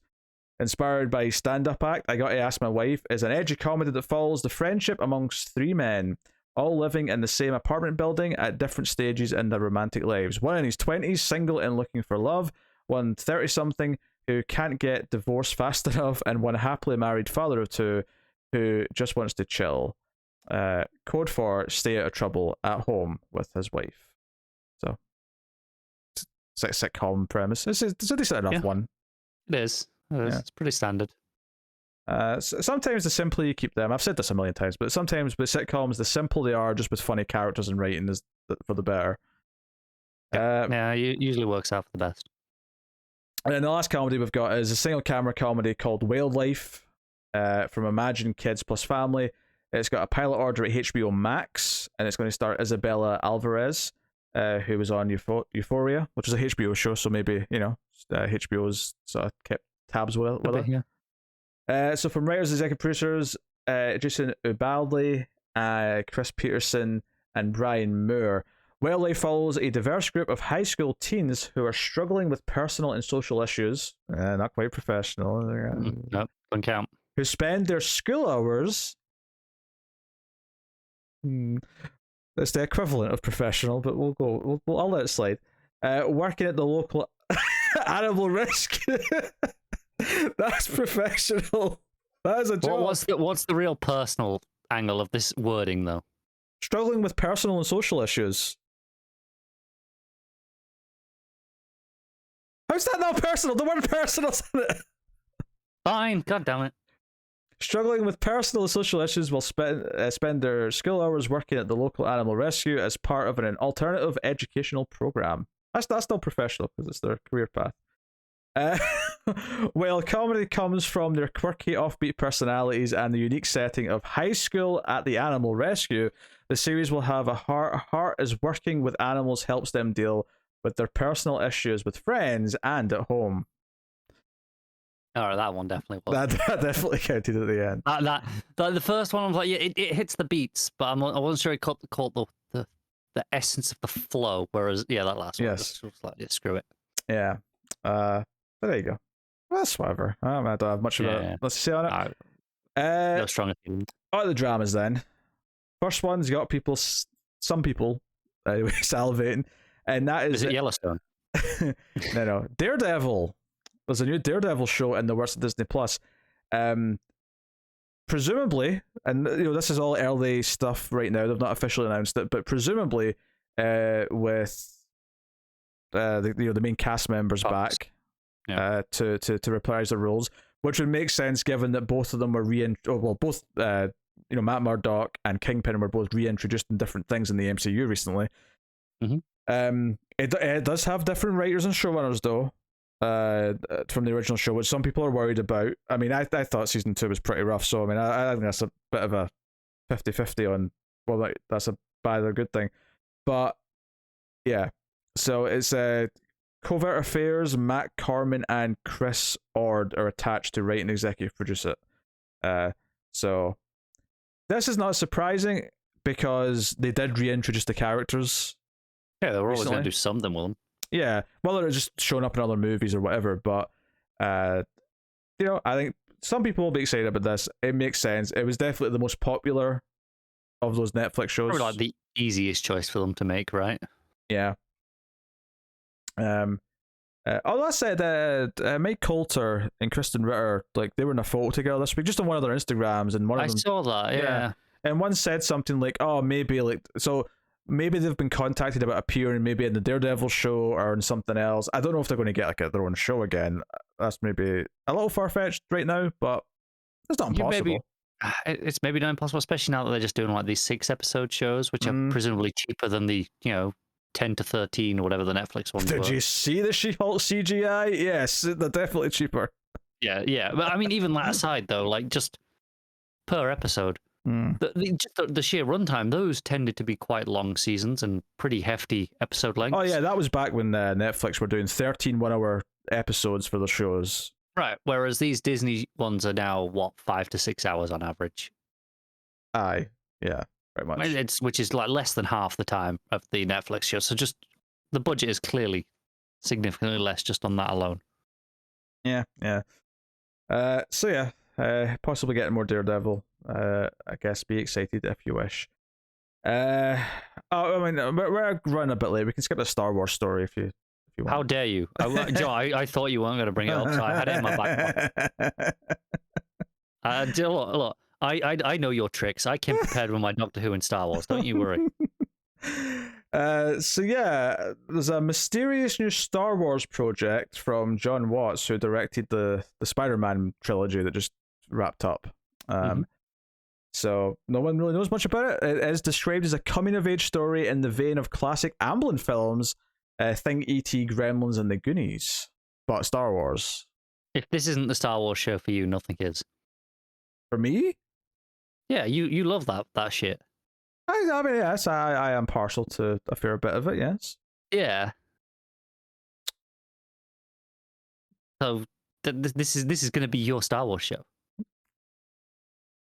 Well, also, I don't know if you saw, there was I don't know if it was like an investor call or whatever it was with Lucasfilm that Kathleen Kennedy was given the other day, and probably. Oh, some of the stuff that came out just baffled me. They mentioned I think the Rogue One show spin-off, the Andor one is coming. I think they said this summer or late summer, so I think that's coming probably August. Because we haven't heard anything yet. Yeah, summer 2022. It just says here.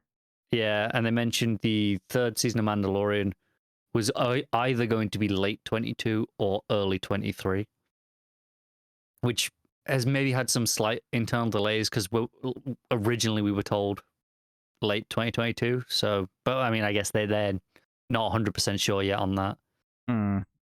The real thing that really bugged me in that is, so you know how Solo didn't do so hot as a movie? I recall, yes. Do you want to know the lesson they learned from that? Stop making Star Wars movies. That is not the lesson they learned. Although that said, all Star Wars movies are kind of on hold right now and they're doing TV stuff.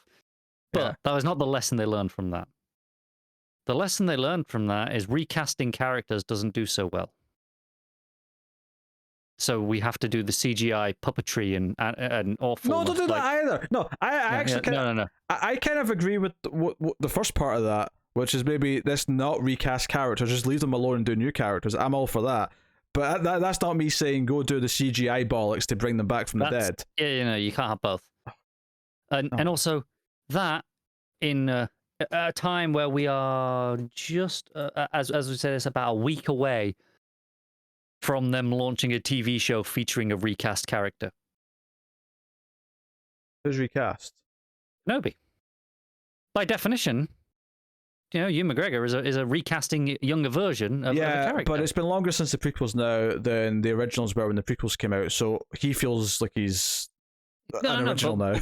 Right, but when those movies came out, it was like, oh, don't know how you feel about recasting Obi-Wan and doing this, young new thing. All I can say is that I'm pretty sure she was not even thinking about him at all when she said that statement. Oh, she definitely wasn't. But in theory, there is absolutely no difference. He's been weirdly grandfathered in just because time has passed now. Yes, yeah. Yeah, I did see one. I didn't read the whole thing, but I saw like just a snippet of a quote. Someone asked her about the Rian Johnson trilogy. It's on hold, I think, officially. Yeah, she said it's on hold. He's busy with Netflix and Knives Out, and it sounded really salty to me. Like that prick went and took a deal to make Knives Out movies. I didn't see the full quote, so I didn't realize that was a part of it. But, yeah, and I'm sure I'm making it sound saltier than it actually was, but I read that part. He's busy with Netflix and like Knives Out sequels, and I went. It sounded salty in your head. I was like, oh, that's that sounded catty to me. Like she sounds like she's got the claws out with that. But. Yeah, I'm looking forward to Knives Out too, though. I might be fine. I actually like the first one well enough, and that's the first Rian Johnson movie I actually quite enjoy, to be honest. Not the first one for me. I mean, because I didn't like Brick that much. I didn't like Star Wars: The Last Jedi that much. It's still much better than Rise of Skywalker, though. Just for the record, before anyone says it. Yeah, you're not a Rise of Skywalker defender. Clearly. No, that movie's committee approved trash. I can't argue that much.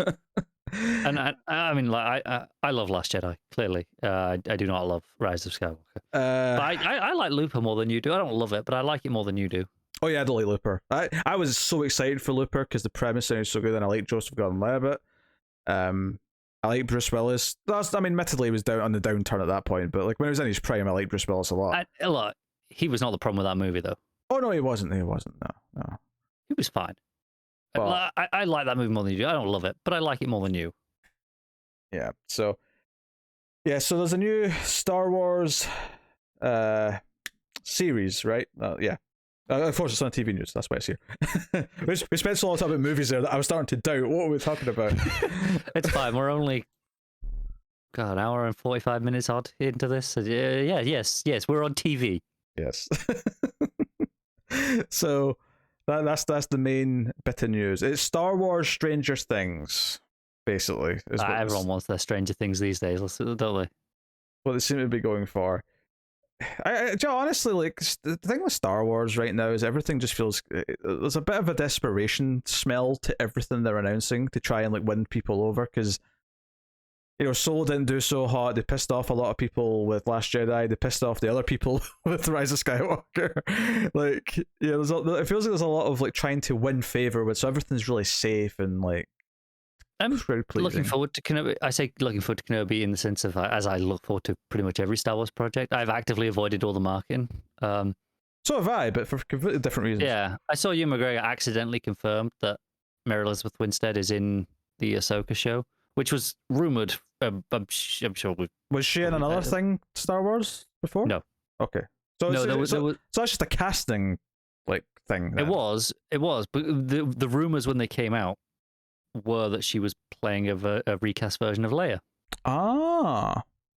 Now maybe with Kathleen Kennedy's Statement, not maybe not. Statements, maybe not so much, but they'd never even confirmed that she was in the show until he let it slip in an interview this week. On that, there was just a funny thing. You know how like game announcements are really secretive and they want to make it a big deal when they announce them at an event, and then they always leak, and it's hilarious. That does happen, but that's its own special breed of thing. Then you have what happened this week, where just casually Norman Reedus in an interview went, "Oh, we just started the second Death Stranding." Like, oh, thanks, Norman.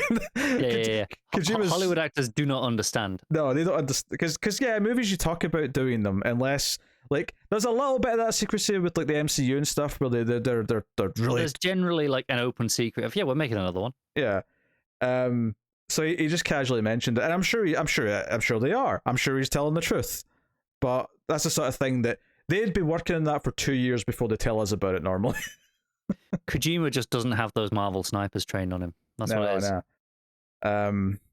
And I'm sure Kojima will slap him on the wrist, but then he loves him too much to like hold a grudge. So he is a wacky fella as it is. He'll slap on the wrist and then be like, come here, let's go and listen to some crazy music. Unless this is like a work, and he's intentionally said that so everyone thinks Death Stranding 2 is a thing, but Kojima's actually told him to do that because he's playing like fourth dimensional like marketing. He did mention Silent Hill in the same interview.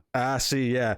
So it's going to turn out that, and then the 5 Silent Hill projects that have kind of leaked from Konami are all fake. They're all planted by Kojima, so that when they announce Silent Hills, it's all part of his master plan. Because in that interview, Reedus was saying how Del Toro is the one that set him up with Kojima. He's like, hey, this guy's going to phone you. He's going to offer you a job. Just say yes. Yes. And he was saying, Kojima came to him. He was working on this game called Silent Hill. And I was like, yeah, I mean, we kind of knew that obviously at the time, but. And what's going to happen is they're going to announce Silent Hills. It's going to be revealed in the ending of David Lynch's next movie. That's my prediction. As batshit insane as that sounds, between Lynch and Kojima, I can buy it. The only thing holding that up is Konami. Oh yeah, Konami are the worst. But hey, hopefully they'll sell some. Apparently EA wants to are wanting to sell now. That was just today. Which is crazy to me because EA rake it in. They do.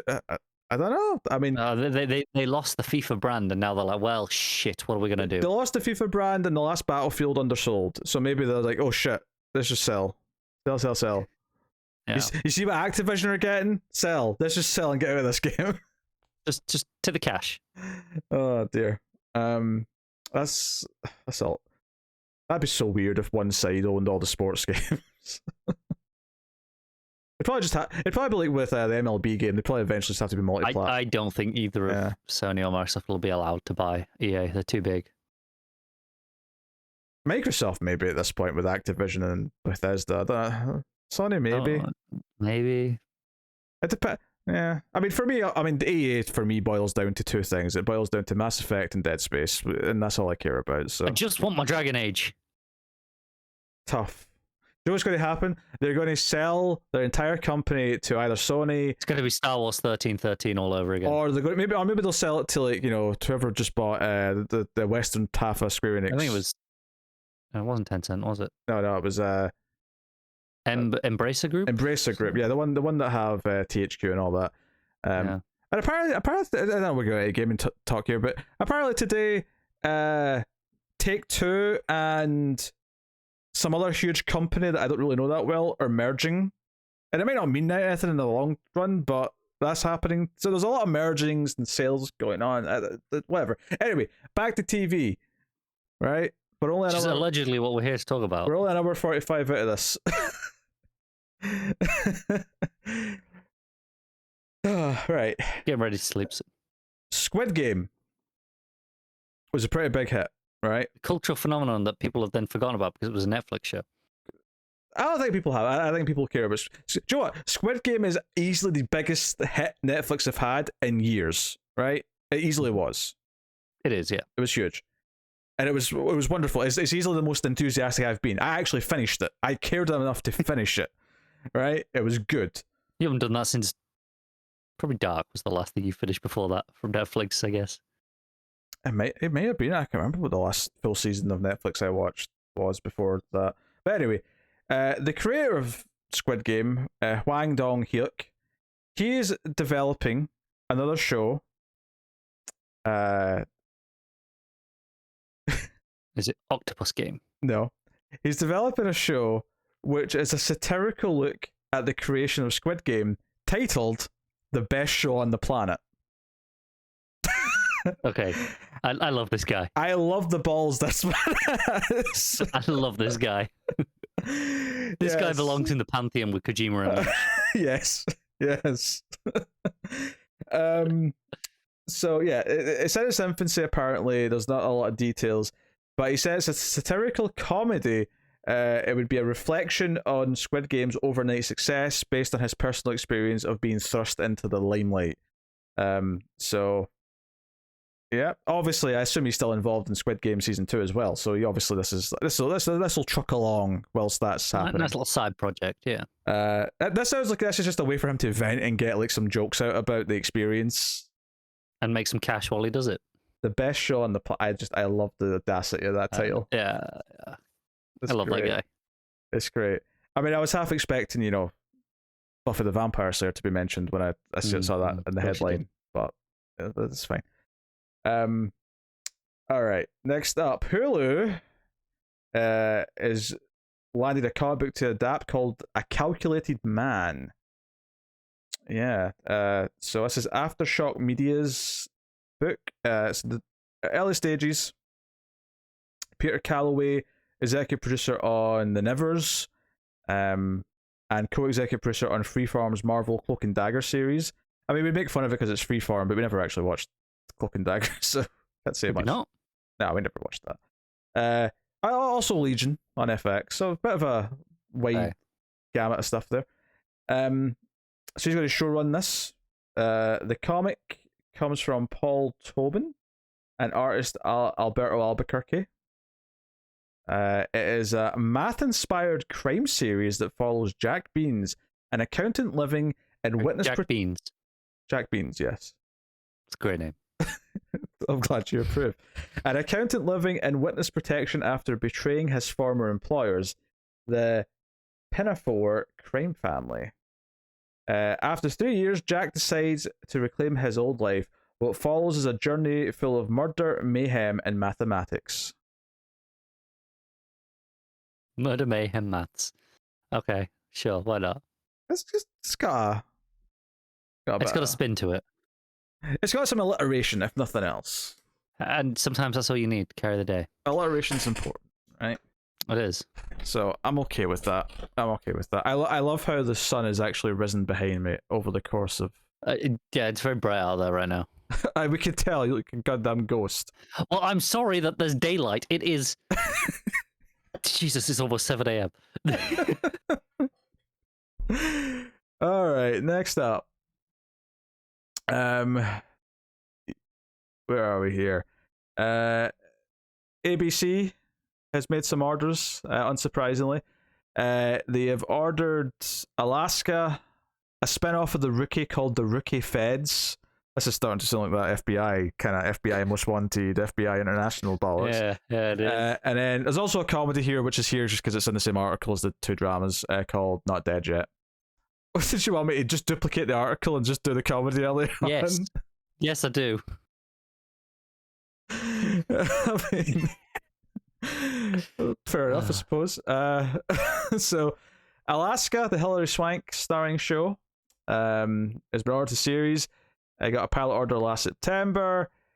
Swank stars as Eileen Fitzgerald, a recently disgraced reporter who leaves her high-profile New York life behind to join a daily Metro newspaper in Anchorage on her journey to find both personal and professional redemption. Jesus Christ. I love it. They hit the bang-on buzzword, and I thought that other one earlier was a bit much. The Bear. But yeah, but that did it 4 times, though. It did. I thought that, you know how The Bear gave me the double? Yeah. I thought this was as well. I thought that wherever she was going was going to be her hometown. No, she's new to Anchorage. She's never been there before. You're fine. Yeah, so this is coming from Spotlight and Stillwater director Tom McCarthy. So he's got a director attached to him. I like Spotlight. Yeah. So McCarthy directed the pilot episode as well as wrote the pilot episode. And Swank's the executive producer, which is not surprising. Usually when you get a big star on a TV show, they get a bit extra money by producing it as well. So gotta get that cash. Cool. So then the Rookie spin-off, the Rookie Feds, as it's currently known, it might change. And I hope it does because it's a terrible title. The Rookie colon Feds. It just does not roll off the tongue. The at all. Rookie's the Fillion show, right? Yeah, Nathan Fillion. He's like basically the whole gimmick of that show is that he's already in his 40s, but he decides to become a cop. So he's this like really old rookie. Yeah. So apparently this was backdoor kind of piloted in the Rookie last season. Aren't all these sorts of shows backdoor piloted? I don't know if they all are, but the cop shows. Oh sure. It was introduced in a two-part event during the fourth season of the show, where Officer John Nolan, Fillion's character, and the LA division of the FBI enlist help of Simone Clark when one of her former students is a suspect in a terror attack. So what I wonder though, is there actually going to be a rookie FBI agent so that keeps the gimmick of the show, or is it just a generic FBI show that just happens to be in the same universe as the Rookie? Yes. Okay. Probably they'll have a rookie just to keep the gimmick. Yeah, probably. But I don't think they'll be old this time. Nah, it'll be like a young Clarice Starling type thing, probably. Yeah. Oh, do you remember there was a horrible Silence of the Lambs TV show like 2 years ago that we did the pilot for? I do remember that. Oh, I'd forgotten about that until I just mentioned Clarice Starling. Oh man, that was awful. That was terrible. All right, and then the comedy here at the end of this, not dead yet. From the Real Renewals creator, David Windsor and Casey Johnson. Based in Alexandra Potter's Confessions of a 40-something F-up. I'm censoring that. It sees Jane the Virgin Star play Nell Stevens, a broke and newly single self-described disaster working to restart the life and the career she left behind 10 years ago. When she lands the only job she can find, writing obituaries, Nell starts getting life advice from some unlikely sources. Honestly, I think that's a decent premise for a sitcom. I think I said that when we first talked about it. Yeah. Obituary writer leads itself to a lot of comedy, I think. So that's fine. It does. You can get wacky with it. Yeah. So that's all ABC series orders for what's coming. So, cool. Cool. All right, Fox. They've got a show they've ordered here. Yes. What are they pairing a cop with this time? Fox have given a straight-to-series order to Alert.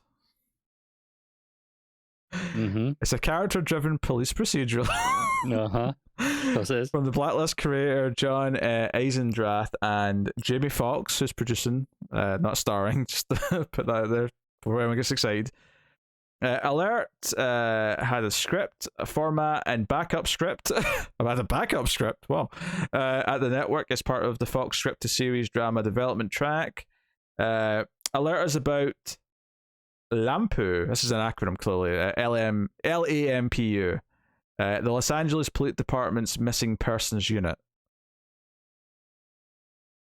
Stick with Lampu. Yeah, Lampu, sure. When police officer Nikki Parker's son goes missing, she joins the LAPD's Missing Persons Unit to help other people find their loved ones. Even as she searches for her son, 6 years... Sorry, it was just her son. End of sentence. 6 years later, her world is turned upside down when her ex-husband, Devin Zollner, shows up with proof of life photo of their missing boy. Or is it? This series is a procedural drama with the search for missing person in each episode. It runs alongside the overarching storyline of Nikki and Devin's quest to find out the truth about the person claiming to be their long-lost son. You know what? They never gave us a partner who's a something. They didn't, and that sounds like a very typical network TV show. I respect them a little bit for being just like straight up like, no, we'll just do a missing person squad. I mean, she's working with her ex-husband to find her son. I guess you could argue that that's kind of the partner, but nah. But like they're very honest about it. They're like, well, it's just case of the week. Just go with it. They've moved on. The final news story of the week. About time. It's only 2 hours. We're just about to hit the 2 hour. We're at 1 hour 59 on my clock here. Yeah. The True Lies reboot has been picked up by CBS. Oh, of all places. Returning to television after was it a 6-year break?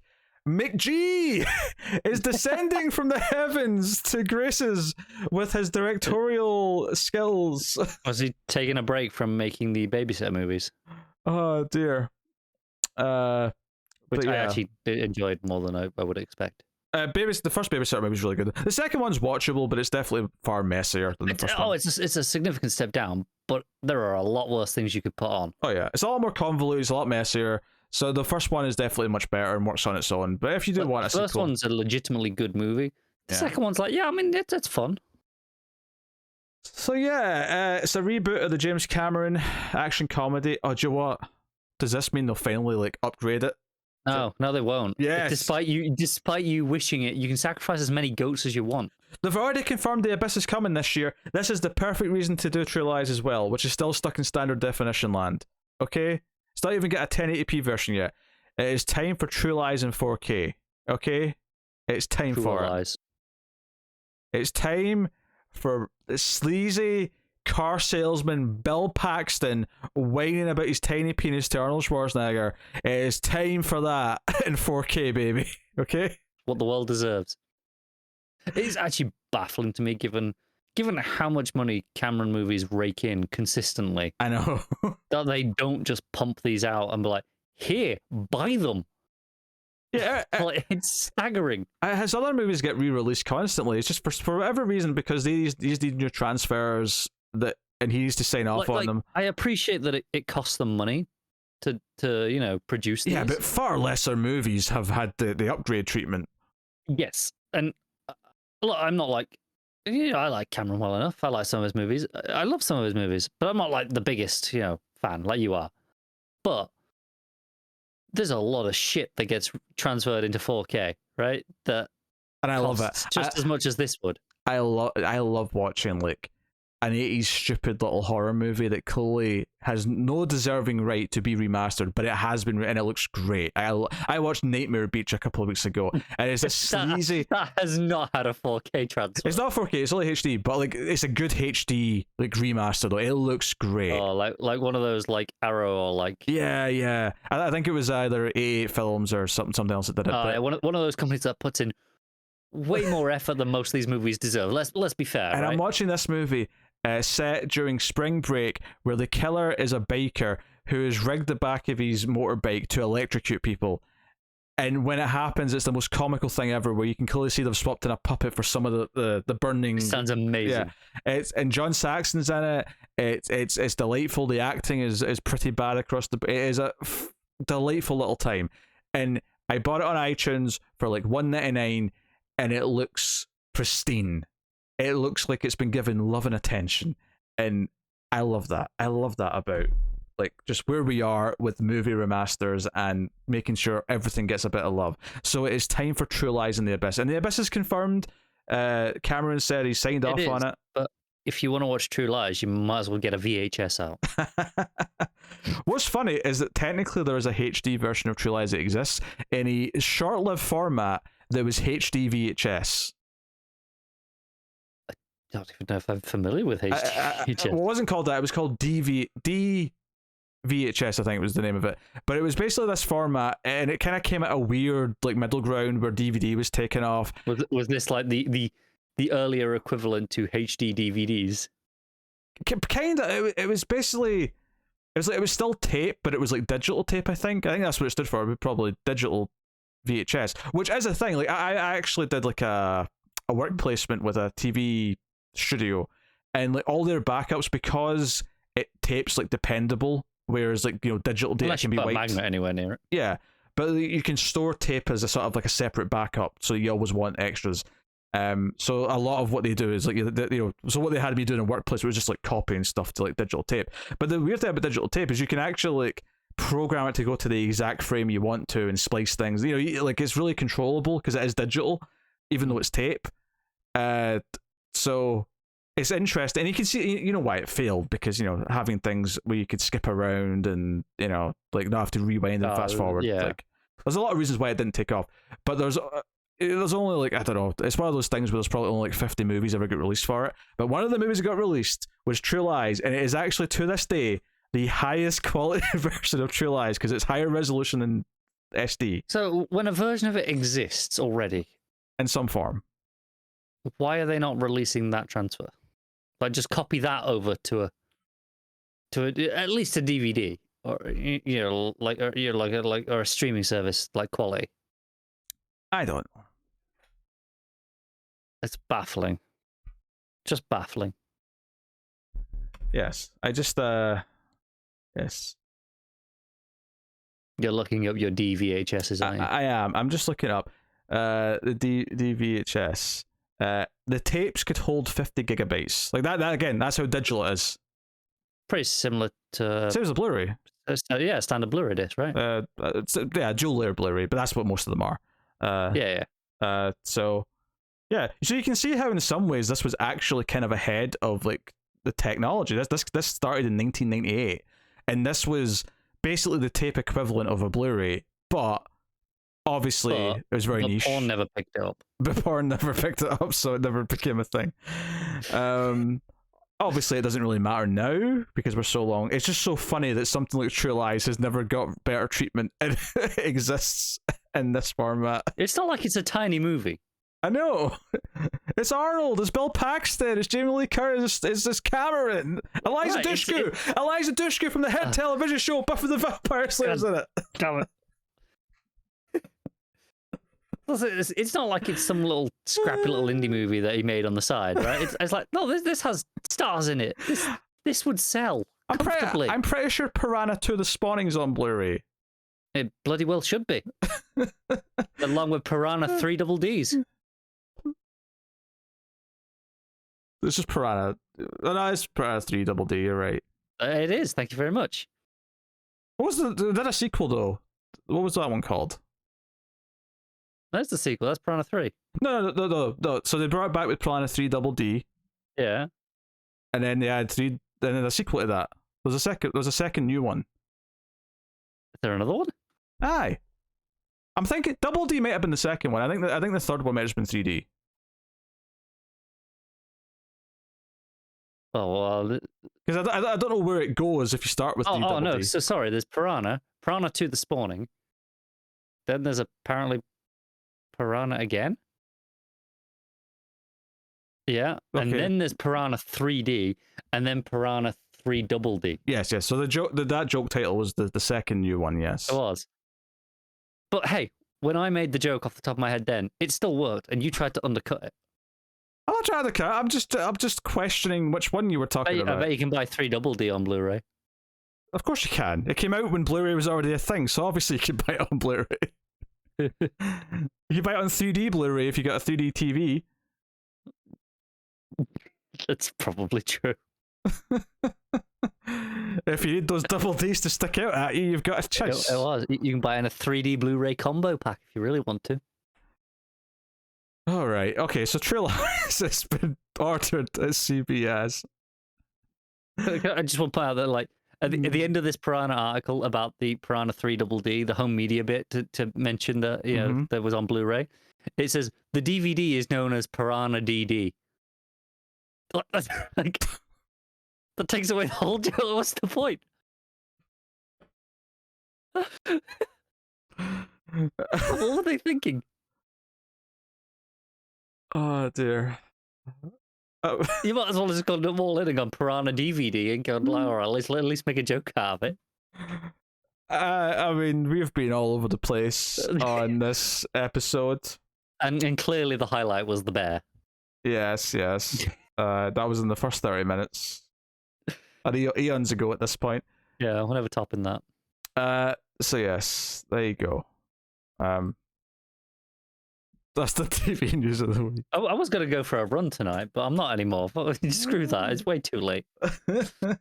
I told you it was going to be a big week. The upfronts happened. Yeah, but still. And I should have eaten before we started. And you definitely inflated some of those early stories. This is partially well, that's because you didn't have my Doctor Who news. This would have gone quicker if you didn't have to fight me on having Doctor Who news. It would have gone quicker if I just didn't do Doctor Who news. Yeah, but Doctor Who news is more important than basically everything else we spoke about today. That is not true. Come on now. Name something here that's more important than the Doctor Who news, and do not mention the Piranha 3 Double D. Do not bring that up. I mean, I think a variety of things here. We have, let's see, Yellowstone. Yellowstone 6666, Yellowstone 1983, Yellowstone 1932. I think it was 1883 actually. Yellowstone Tulsa King, Yellowstone Stranger Things, Yellowstone Walker Texas Ranger, Yellowstone Walker Texas Ranger, The Independence of the Coward Who Shot Robert Ford.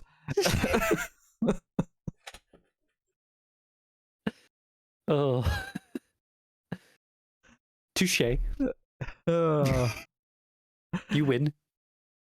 Yeah, always. So here we go. That is the TV news for the week. It was an epic edition. I suspect they won't give us nearly as much to talk about next week, which probably for the best. But yeah. Hopefully you had a good time, and we will see you soon. As for plugging things that came out, obviously we reviewed this week's Better Call Saul. I reviewed the pilot of the first episode of Night Sky, the new Amazon show that went up yesterday when this goes out. So go have a look at that. Plus, obviously, we did an episode of Star Trek Next Gen that people seem to be into for some unfathomable reason. The thumbnail's got cleavage in it, and it's doing better than like any episode of Next Gen has ever done. It is baffling. We have learned lessons. So yes, go check out that. And of course, Star Trek. Speaking of Strange New Worlds, the new episode from this week won't be up by the time this goes out, but it should be up sometime tomorrow when this goes out. Just because of when me and Tara can. Is that episode 2 or 3? 3, yeah. 3 was this week. So the first 2 are already up. Of course, you can go check out those. But me and Tara can't record the review of that till Sunday night, so it's a Monday release. Just cause. So better late than never. Go and check out all the TV content. Go check out Male Fuzz Movies for the movie podcast. That is the show. You can support us on Patreon, patreon.com/MaleFuzzTV. If you like these ridiculous podcast episodes, the TV news tends to be varying degrees of silly. They go support it over there. A lot of nonsense, isn't it? Hit the thanks button on here if you want, if you prefer that. But go to Patreon. You can support us over there. Little as $1 per month, and that'll do it. So thank you very much for joining us. Keep watching TV. Have you got any vanilla?